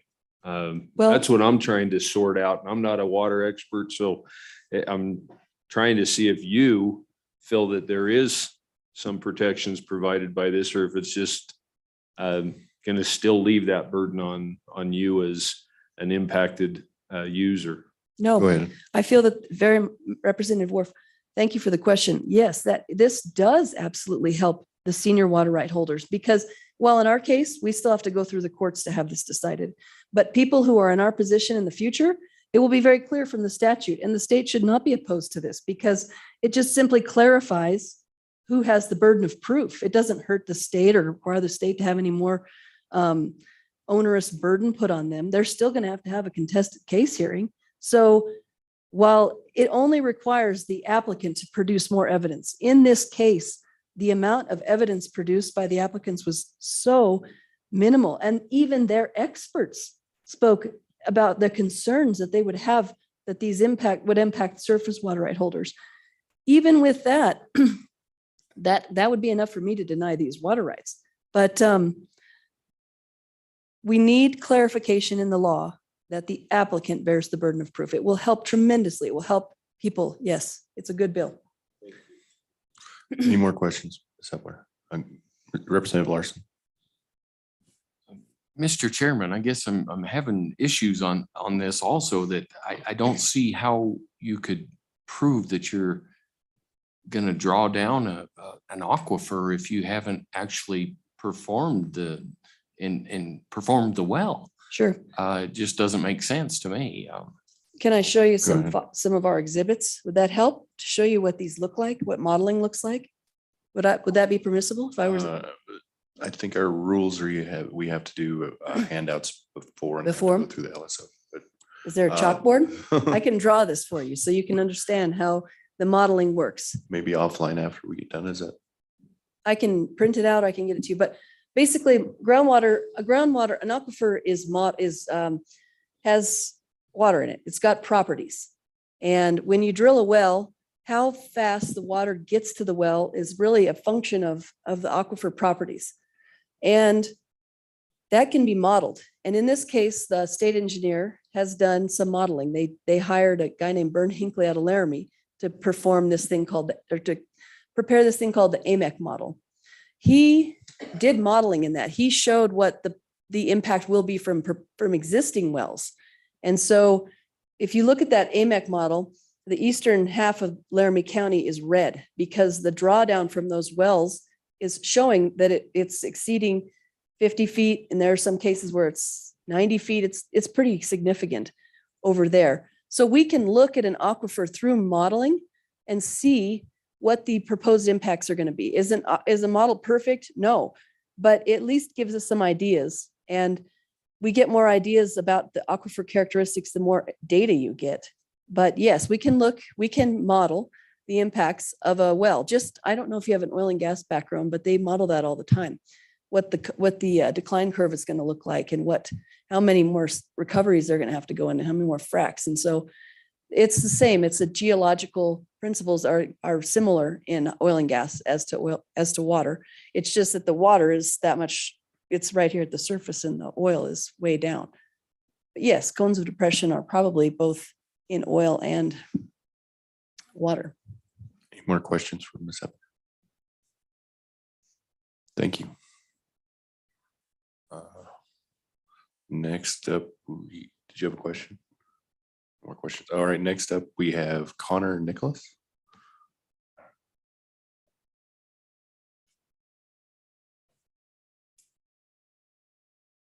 Go ahead, sir. The floor is yours. Morning, Chairman Clausen, members of the committee. My name is Connor Nicholas. I'm an attorney at Bud Fallon, and I represented one of the contestants in this Lerwick well issue. I think a few things that need to be clarified that I think I could help with is more understanding what does the burden of proof mean? And what will this bill actually affect parties in a contested hearing in the future? I think that will help Representative Worf's questions earlier. And I provided a white paper to you all. If you look on page 2, I actually explain what that burden of proof actually is. And generally in Wyoming administrative law and court here proceedings, burden of proof has 2 components. The burden of production, which is you have to provide evidence, and the burden of persuasion. You have to have the ultimate burden to prove to the hearing examiner what you're trying to prove. The party with the burden of proof bears the initial burden of providing evidence. Once that evidence is provided, the opposing party has the burden of providing rebutting evidence relevant to that element. At the end of the day, though, the ultimate burden of persuasion remains with the party that has the burden of proof. So, for example, if we're discussing and we're asking whether there's unappropriated water available in a control area, both parties have to show evidence, and they have to provide that evidence at the contested case as to whether there is or is not water available. However, if all things are being equal, and it's hard, you can't tell one way or another as to whether there's water, the burden of proof should be on the applicant to say, since this is a water control area, and the purpose of a water control area is to preserve a very delicate resource that we're already saying is scarce, since you have not proven that there is water, and to err on the side of caution, the applicants should be denied. And so that is what this bill really would entail, is that when there's a tie, or when we can't show what that whether it is decided or not, we need to err on the side of caution, because this is a water control area, and we need to deny those applications. And that is what really this comes down to, simply. I can answer questions on that. I can also answer questions as to why ultimately is this bill necessary? Because if you'll look in my white paper, as well as what has happened in the background, I believe that this should be the standard anyway. What is being proposed in this bill will not disrupt current Wyoming water law. It will also not disrupt any of the rights that individuals have right now. However, this is necessary because we have recently had a hearing examiner opinion that has put that burden of proof to prove that there is not appropriate water available onto the contestants. So the landowners who already have water rights in the area are having to prove a negative that there is not a water available. That is what the issue is all around right now, is that under a hearing examiner opinion, they have reversed what the traditional norms of the burden of proof, that applicants for a state benefit bear the burden of proof to show that that their application meets all the elements. They have reversed that, and they have put that burden of proof on the public, and they've unintentionally put that burden of proof on the state engineer office to prove that if there's a prior determination in 2015, so 7 years ago now, if there was that determination back then, everyone, including the state engineer, have to prove otherwise, that there is not water available anymore. That seems like that's reversed as to what the purpose of a groundwater control area should be. The purpose of groundwater control area is we need to look on a case-by-case basis, and we need to be very careful as to what high capacity wells we are going to assign. That's the simple truth of the matter. That's where this all boils down to. I know you guys had a late night, and it's been an early morning, so I'll let the rest of my time be for questions unless you have anything else. Questions for Mr. Nicholas? Questions? Questions? Thank you, sir. Is there any other public testimony? Mr. McGagnon.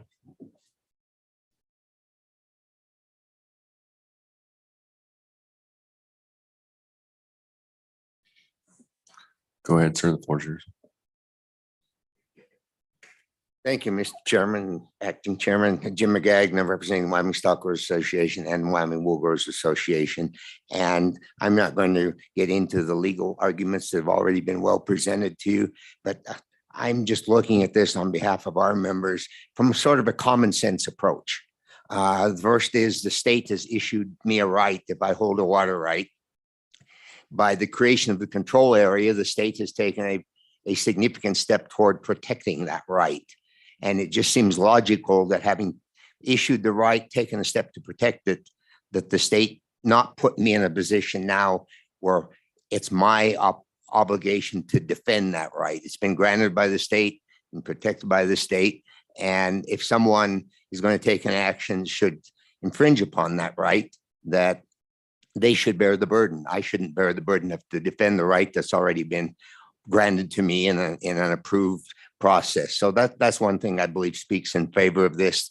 The second practical component of this is if I'm a current water right holder in one of these areas and I have to defend my right every time there's an application for a new well that meets these certain criteria, it's repetitive over and over that I could be in a constant position of every year, every 5 years, whatever that may be, having to continue to defend that right. And from a practical perspective, again, that seems inconsistent with the right that I've been granted, that I have to constantly be on the alert to defend it from some other person who's seeking a right, but currently does not have a right.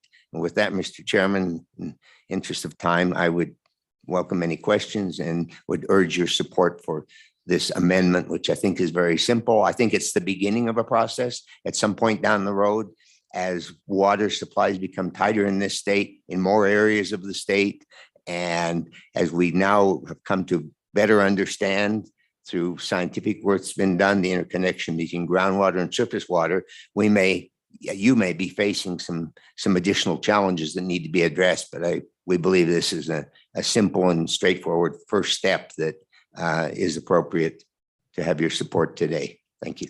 Any questions for Mr. McGagnon? Thank you, sir. Mr. Kennedy.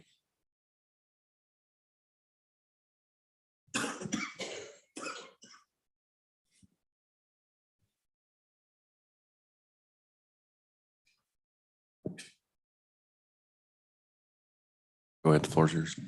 Thank you, Mr. Chairman. Keith Kennedy on behalf of the Wyoming wheat growers. Many of the existing appropriators are actually members of our association in Eastern Laramie County. And we fully support this bill.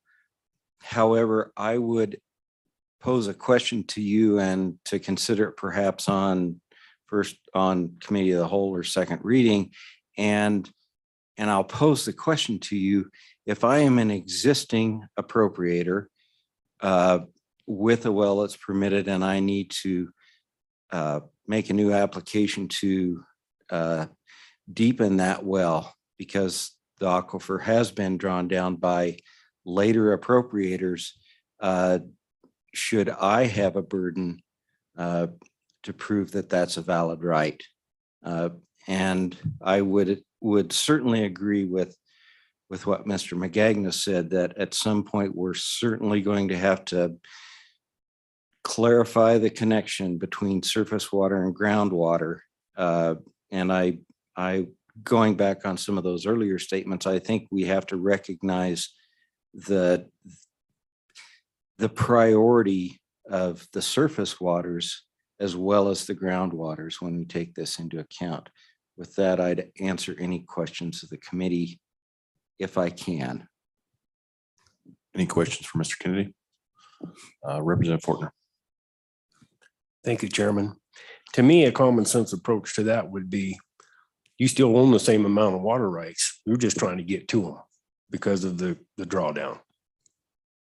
Thank you. And Mr. Chairman, Mr. the Kennedy. other complication on this is that we have some neighbors on east of a state line that may not necessarily have the same amount of controls either. Any more questions for Mr. Kennedy? Chairman Nicola. I'd be interested in, in trying to clarify that in this. I don't, I don't believe it's going to be under this statute exactly, but I do know what you're talking about. The wells that most need to be deepened and appropriated, or it's called a re-drill, I believe. I'm not just sure what the terminology is on it, but they're allowed an expansion of their well and a deepening of the well, because when these irrigators first put in their well, they didn't have to go very far, and the saturation of the water was pretty good, and they were able to maintain their wells. And now, probably without, I don't think we're dealing with that particular statute in this.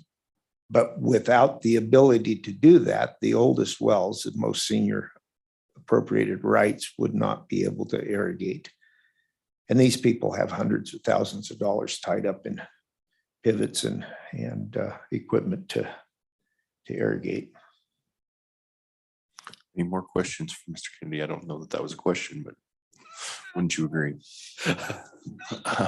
I would agree. Thank you, Mr. Chairman. Any other questions for Mr. Kennedy?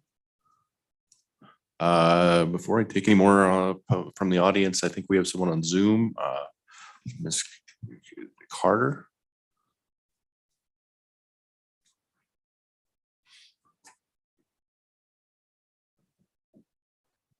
Hello, can you hear me?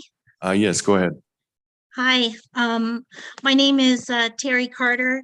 I live off of Torrington and the 139. Then what used to be the Brugman Ranch is now known as the Diamond B. There are approximately over 30 of us who are living there as residences. There will be up to 175 because they separated the parcel, the ranch into 175 parcels. So there will be 175 families. Over the summer, I'd say a good 8 to 10 people started building their homes there and drilling wells. So, you know, people are coming. So these are just families just like us.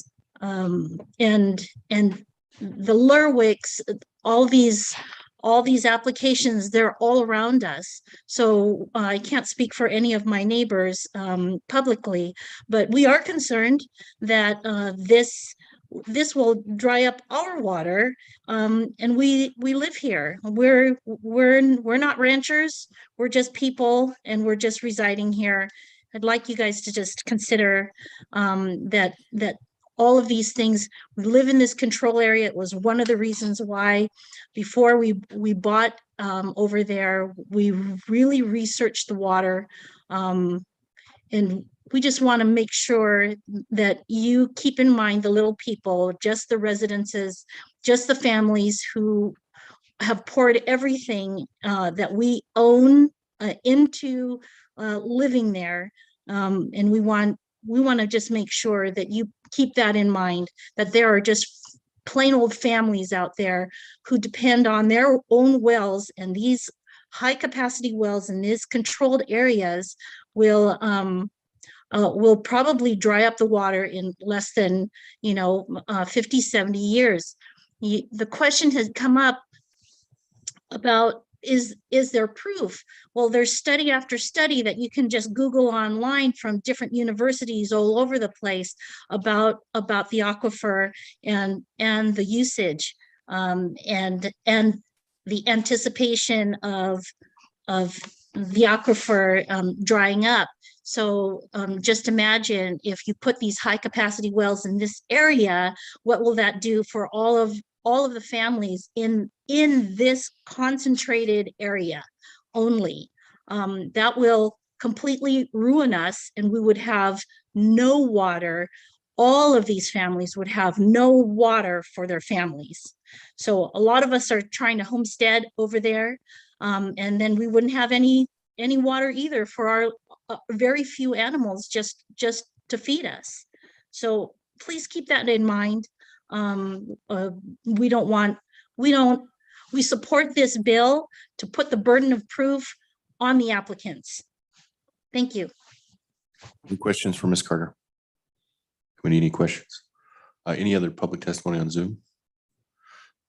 Public testimony from the audience.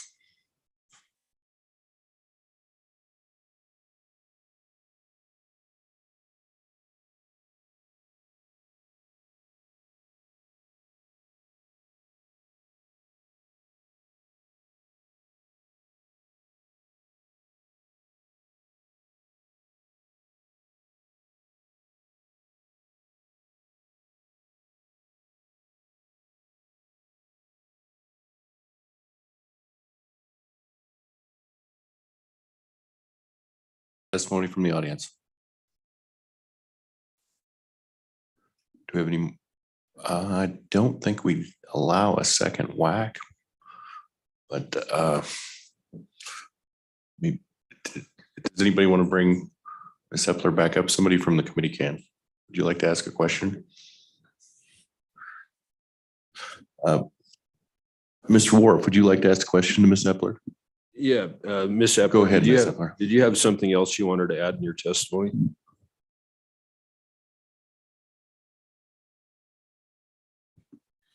Representative Wharf, yes, we were talking about showing what cones of depression look like as modeled, and I was just curious how I'm supposed to go about that. Do I email them to you or how do I?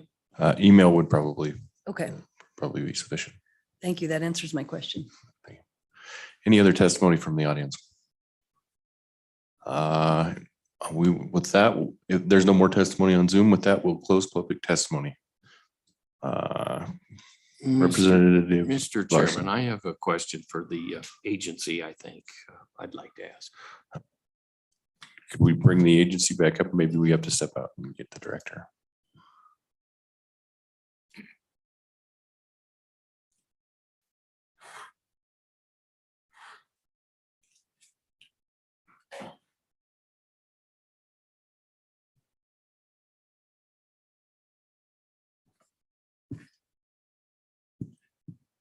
Thank you, Mr. Chairman. Go ahead, Representative Larson.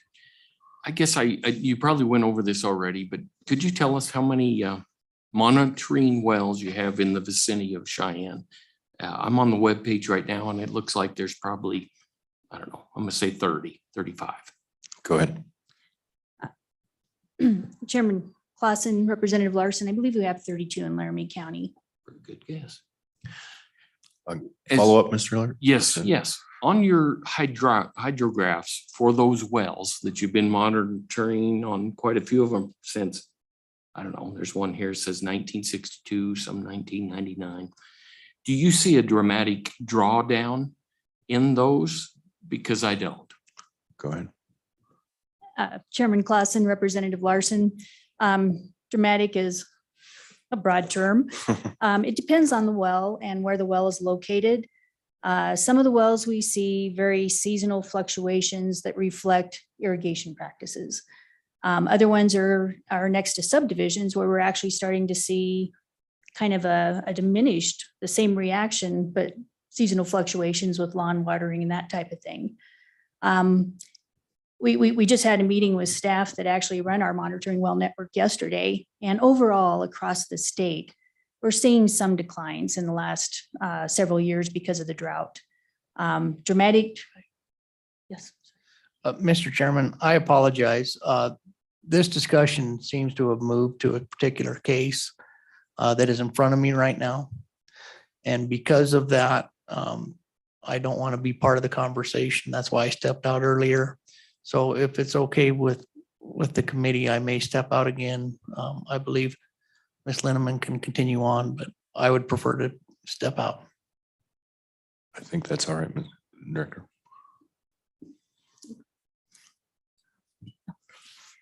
Chairman Clausen, if I may, I think I did a horrible job of answering Representative Larson's previous question on the process of how we process an application in the control area. May I expand on that a little bit?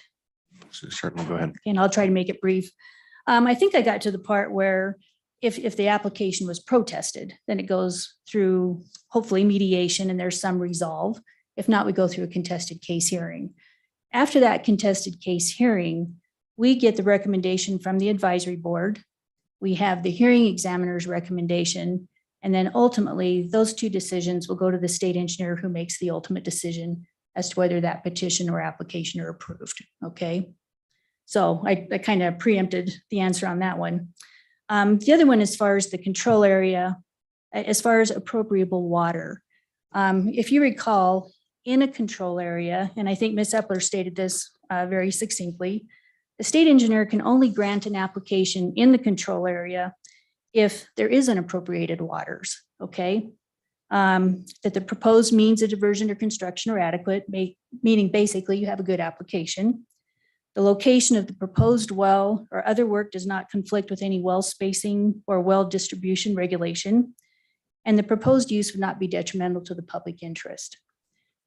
Again, going back to Laramie County, and as Ms. Lepler said, maps and diagrams would be awesome.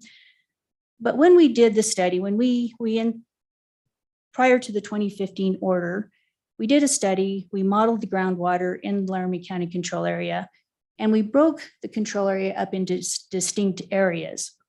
If you recall, the Laramie County control area is 2/3 of the county. That's a pretty sizable piece of land. So over by Albin, Carpenter, we have what we call the drawdown area. And these are, let me back up. We divided the control area into two distinct hydrogeologic settings, if you will. We have the High Plains Aquifer System, and then we have everything below the High Plains, which would be the Lance and the Fox Hills. And those are geologically very distinct. Within those two aquifers, we divided the control area, into the drawdown area, which is over by Carpenter, Pine Bluffs, Albin, where historically we've seen very high irrigation use. There's a lot of pivots if you look at aerial photos, a lot of drawdowns, a lot of conflict. So drawdown area, we said no new high capacity wells in there under the state engineer's order. The conservation area is pretty much the whole center, if you will, of the control area. And according to the model and our groundwater monitor well data, static water levels that we measured in area irrigation wells, we determined that there is appropriable water in that conservation area. That area can withstand additional development. And so we continue to issue permits in the conservation area. We have spacing restrictions for domestic and stock wells in the conservation area. They're restricted to one well per legally subdivided lot or 1 per 10 acres. And when you get into the larger capacity wells, let's say 5 to 40 acre feet wells, we have 1 per quarter section or 1 per 40 acres. So they're spread out. We also have annual static water level measurements that are required. Potentially, if you drill a production well, you may be required to drill a monitor well so we can keep tabs on what's going in or what's going on in the area of your production well. And then we have that 20% reduction in the static water level column, where you drill a new well, you measure the static water level the day the well is completed. And if that column of water drops 20%, you're automatically regulated off immediately, not 15 years later.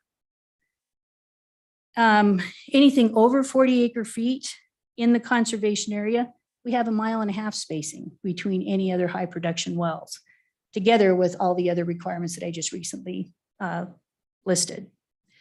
So then we have the unaffected area, which is a third area, and that's kind of north of Horse Creek, and then there's a little corner kind of in the southwest part of the control area. Those are based on hydrogeologic divides. Basically, groundwater doesn't move past that divide. So unaffected areas. And we really don't have any restrictions for small capacity wells. For high capacity wells, we do have static water level measurements on an annual basis. And then we have the underlying units, getting everyone out of the High Plains Aquifer system, which is predominantly where probably 98% of our wells are completed in the High Plains.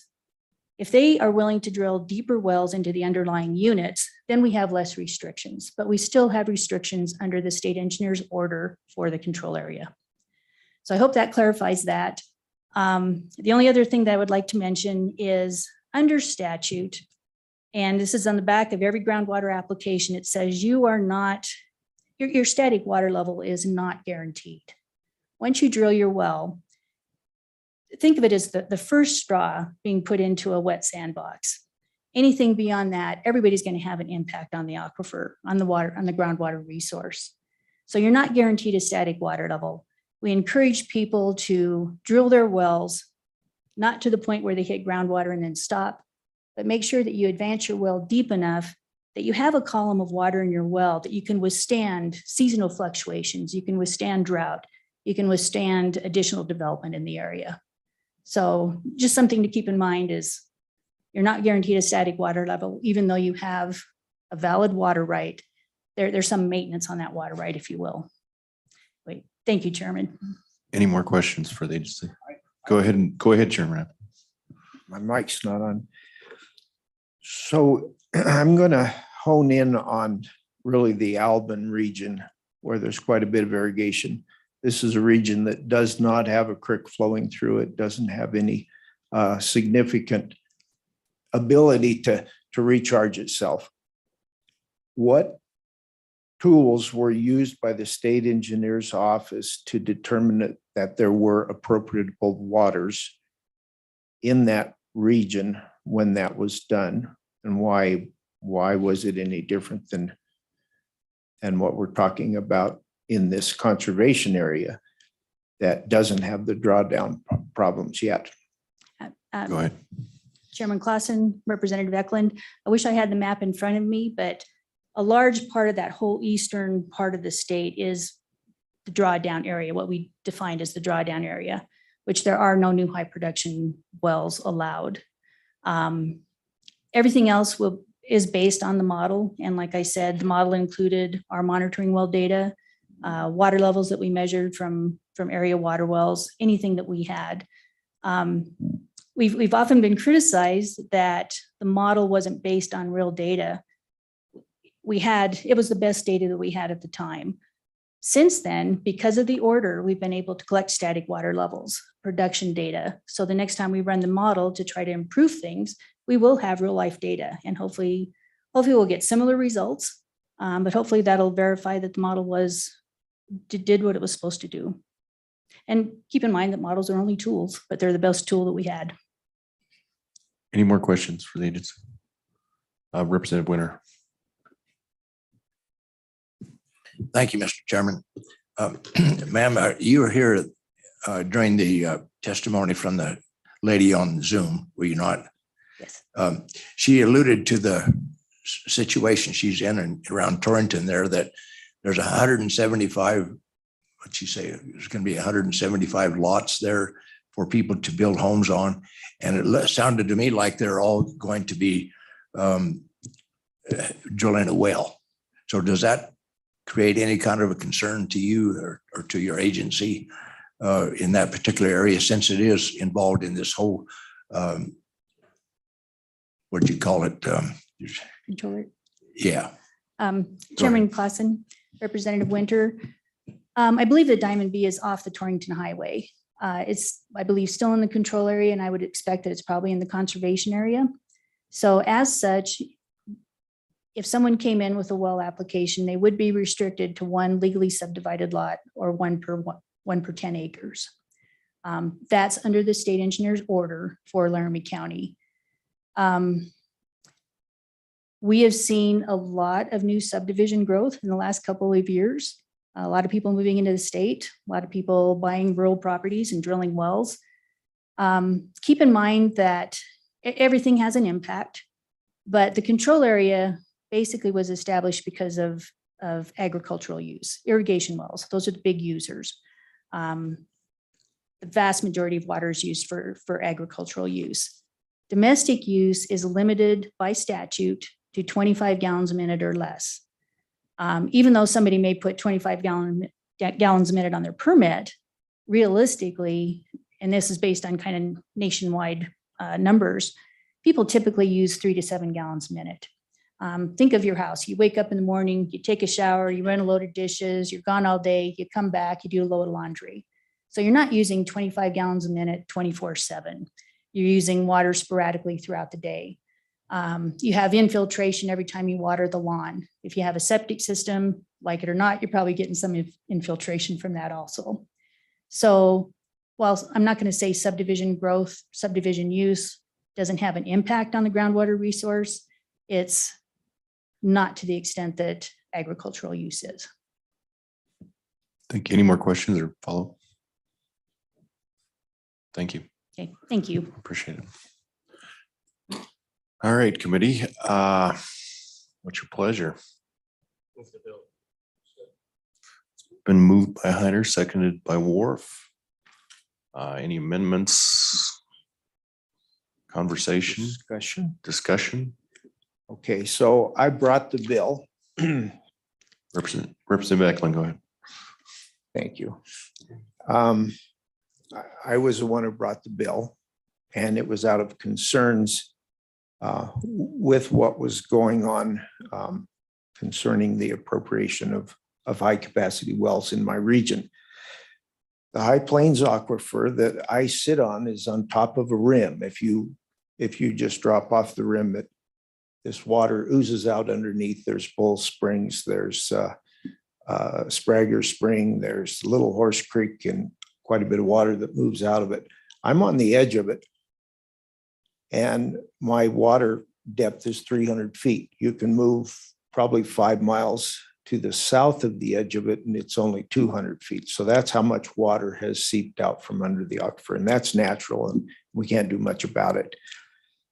These wells that are proposed are awfully close to the edge of this aquifer. And I got involved in this because I paid attention to a hydrology report that was ordered by the state engineer's office. At the end of that report, I realized that I sit on an aquifer. It's ancient water that was deposited. It's an ocean of fresh water, and it's a big one. Our area is kind of on the edge of that. And further south of us, this aquifer's been depleted. People have spent hundreds of millions of dollars putting in irrigation, and then they can't irrigate after a while. The only caveat that I have, I do not have irrigation. I have stock water. I have had to re-drill every domestic well we have.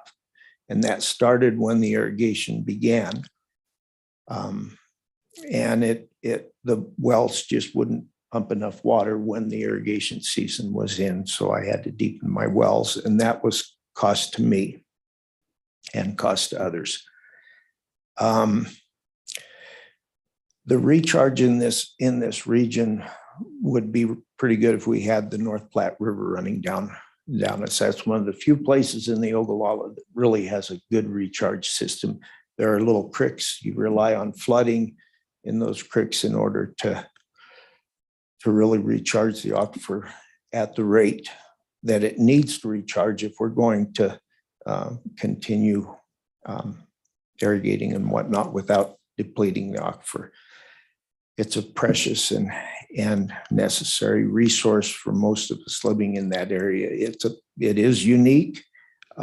This legislation is designed to, it's a small piece of probably some things we need to straighten out in order to prevent what's going on with my friends in Albany. They've got wells that were applications were given to drill wells, and they did. Now they're having trouble with saturation of the well and drawdown, and they're sucking air. And the senior rights holders are the ones bearing the brunt of that even. They're allowed to drill deeper. This legislation begins a whole new deal. their application probably will not be affected. An application to deepen and expand that well, I don't think will be affected because the water laws that were existing is probably what they're under. I could check into that. I'll find out more about it before, if this moves forward and we bring it to the floor. The only way I can see, after listening to the Amec report and the hydrology report, that those people there can possibly recharge their wells is if my region, which is a conservation area, many of us have chosen not to put in irrigation. The first wave of it, I had so many friends that went broke that I knew I couldn't manage much better than they did. So I didn't put in irrigation, and I was concerned that we'd deplete the aquifer and damage it. Their aquifer is damaged, and the only way it can recharge is if my area is left alone to some extent, because the water gravitates that way. Granted, it's years and years in the process. It'll be decades before it travels down to those badly affected areas. And I'm just speaking of those areas that don't have a creek, don't have any flooding. It's tied to the mountain. A snowstorm that melts in the mountains, Laramie Range, is also tied in a couple places to our aquifer, but it takes a century to get to us. So anyway, that's why I bring this. I know it's just a small piece of some other things that we may need to do to correct what in my mind is just an insane practice to continue to put in high capacity wells. Representative Larson. Mr. Chairman, thank you. I guess I would caution the committee on moving this too fast. I really think we ought to have an interim discussion on this. I'm not sure if all the facts have been put out there. If you look at the hydrographs for Southwest Albin, it shows that in 2012 it was down to 156 feet. And you look at right in this time frame, 2020, 2021, it's back up to 150. So I don't know how the applicant can prove that there won't be any harm other than monitoring wells. I just I hate to move very fast on this and think there should be more discussion. So I'm gonna ask you vote no, and we have an interim topic on it. Any more conversation? I would urge the committee, Mr. Chairman, sorry. I'd urge the committee and I vote and consider it a beginning to this interim topic that we have. Along with the well depths, then there's the saturation of the wells and the depressions and other things, other factors that I don't think are being taken into consideration well. Because I guarantee you, my neighbors in to the east of us, a great many of them would like to have a buyout program right now. Any more conversation? Representative Orr. Yeah, I guess the read I got on this is this bill doesn't really change a lot that the state has to do as far as the engineering office. I look at it, it just adds clarity as to who's responsible. So I am going to support the bill, and I will support an effort to look at expanding this and doing it more as an interim topic. But I think the bill can move forward. So I'm an aye. Thanks. Any other questions, comments? Amendments, Representative Fortner. I guess I missed a comment period, but so I'm gonna comment on that. I'm a true believer in private property rights, and this is water rights are private property rights. So I believe they're worth defending. I would be a yes on this vote. Anyone else? Question being called. I guess we'll call for the roll. Representative Blackburn, Used. Representative Fortner, Yes, aye. Representative Heiner, Aye. Representative Larson, No. Representative Western. No. Representative Wharf, Aye. Representative Winter. Aye. Chairman Eklund Aye. and Vice Chair Clausen. Aye. 6 ayes, 2 noes, and 1 excused. Would be a 2 pass.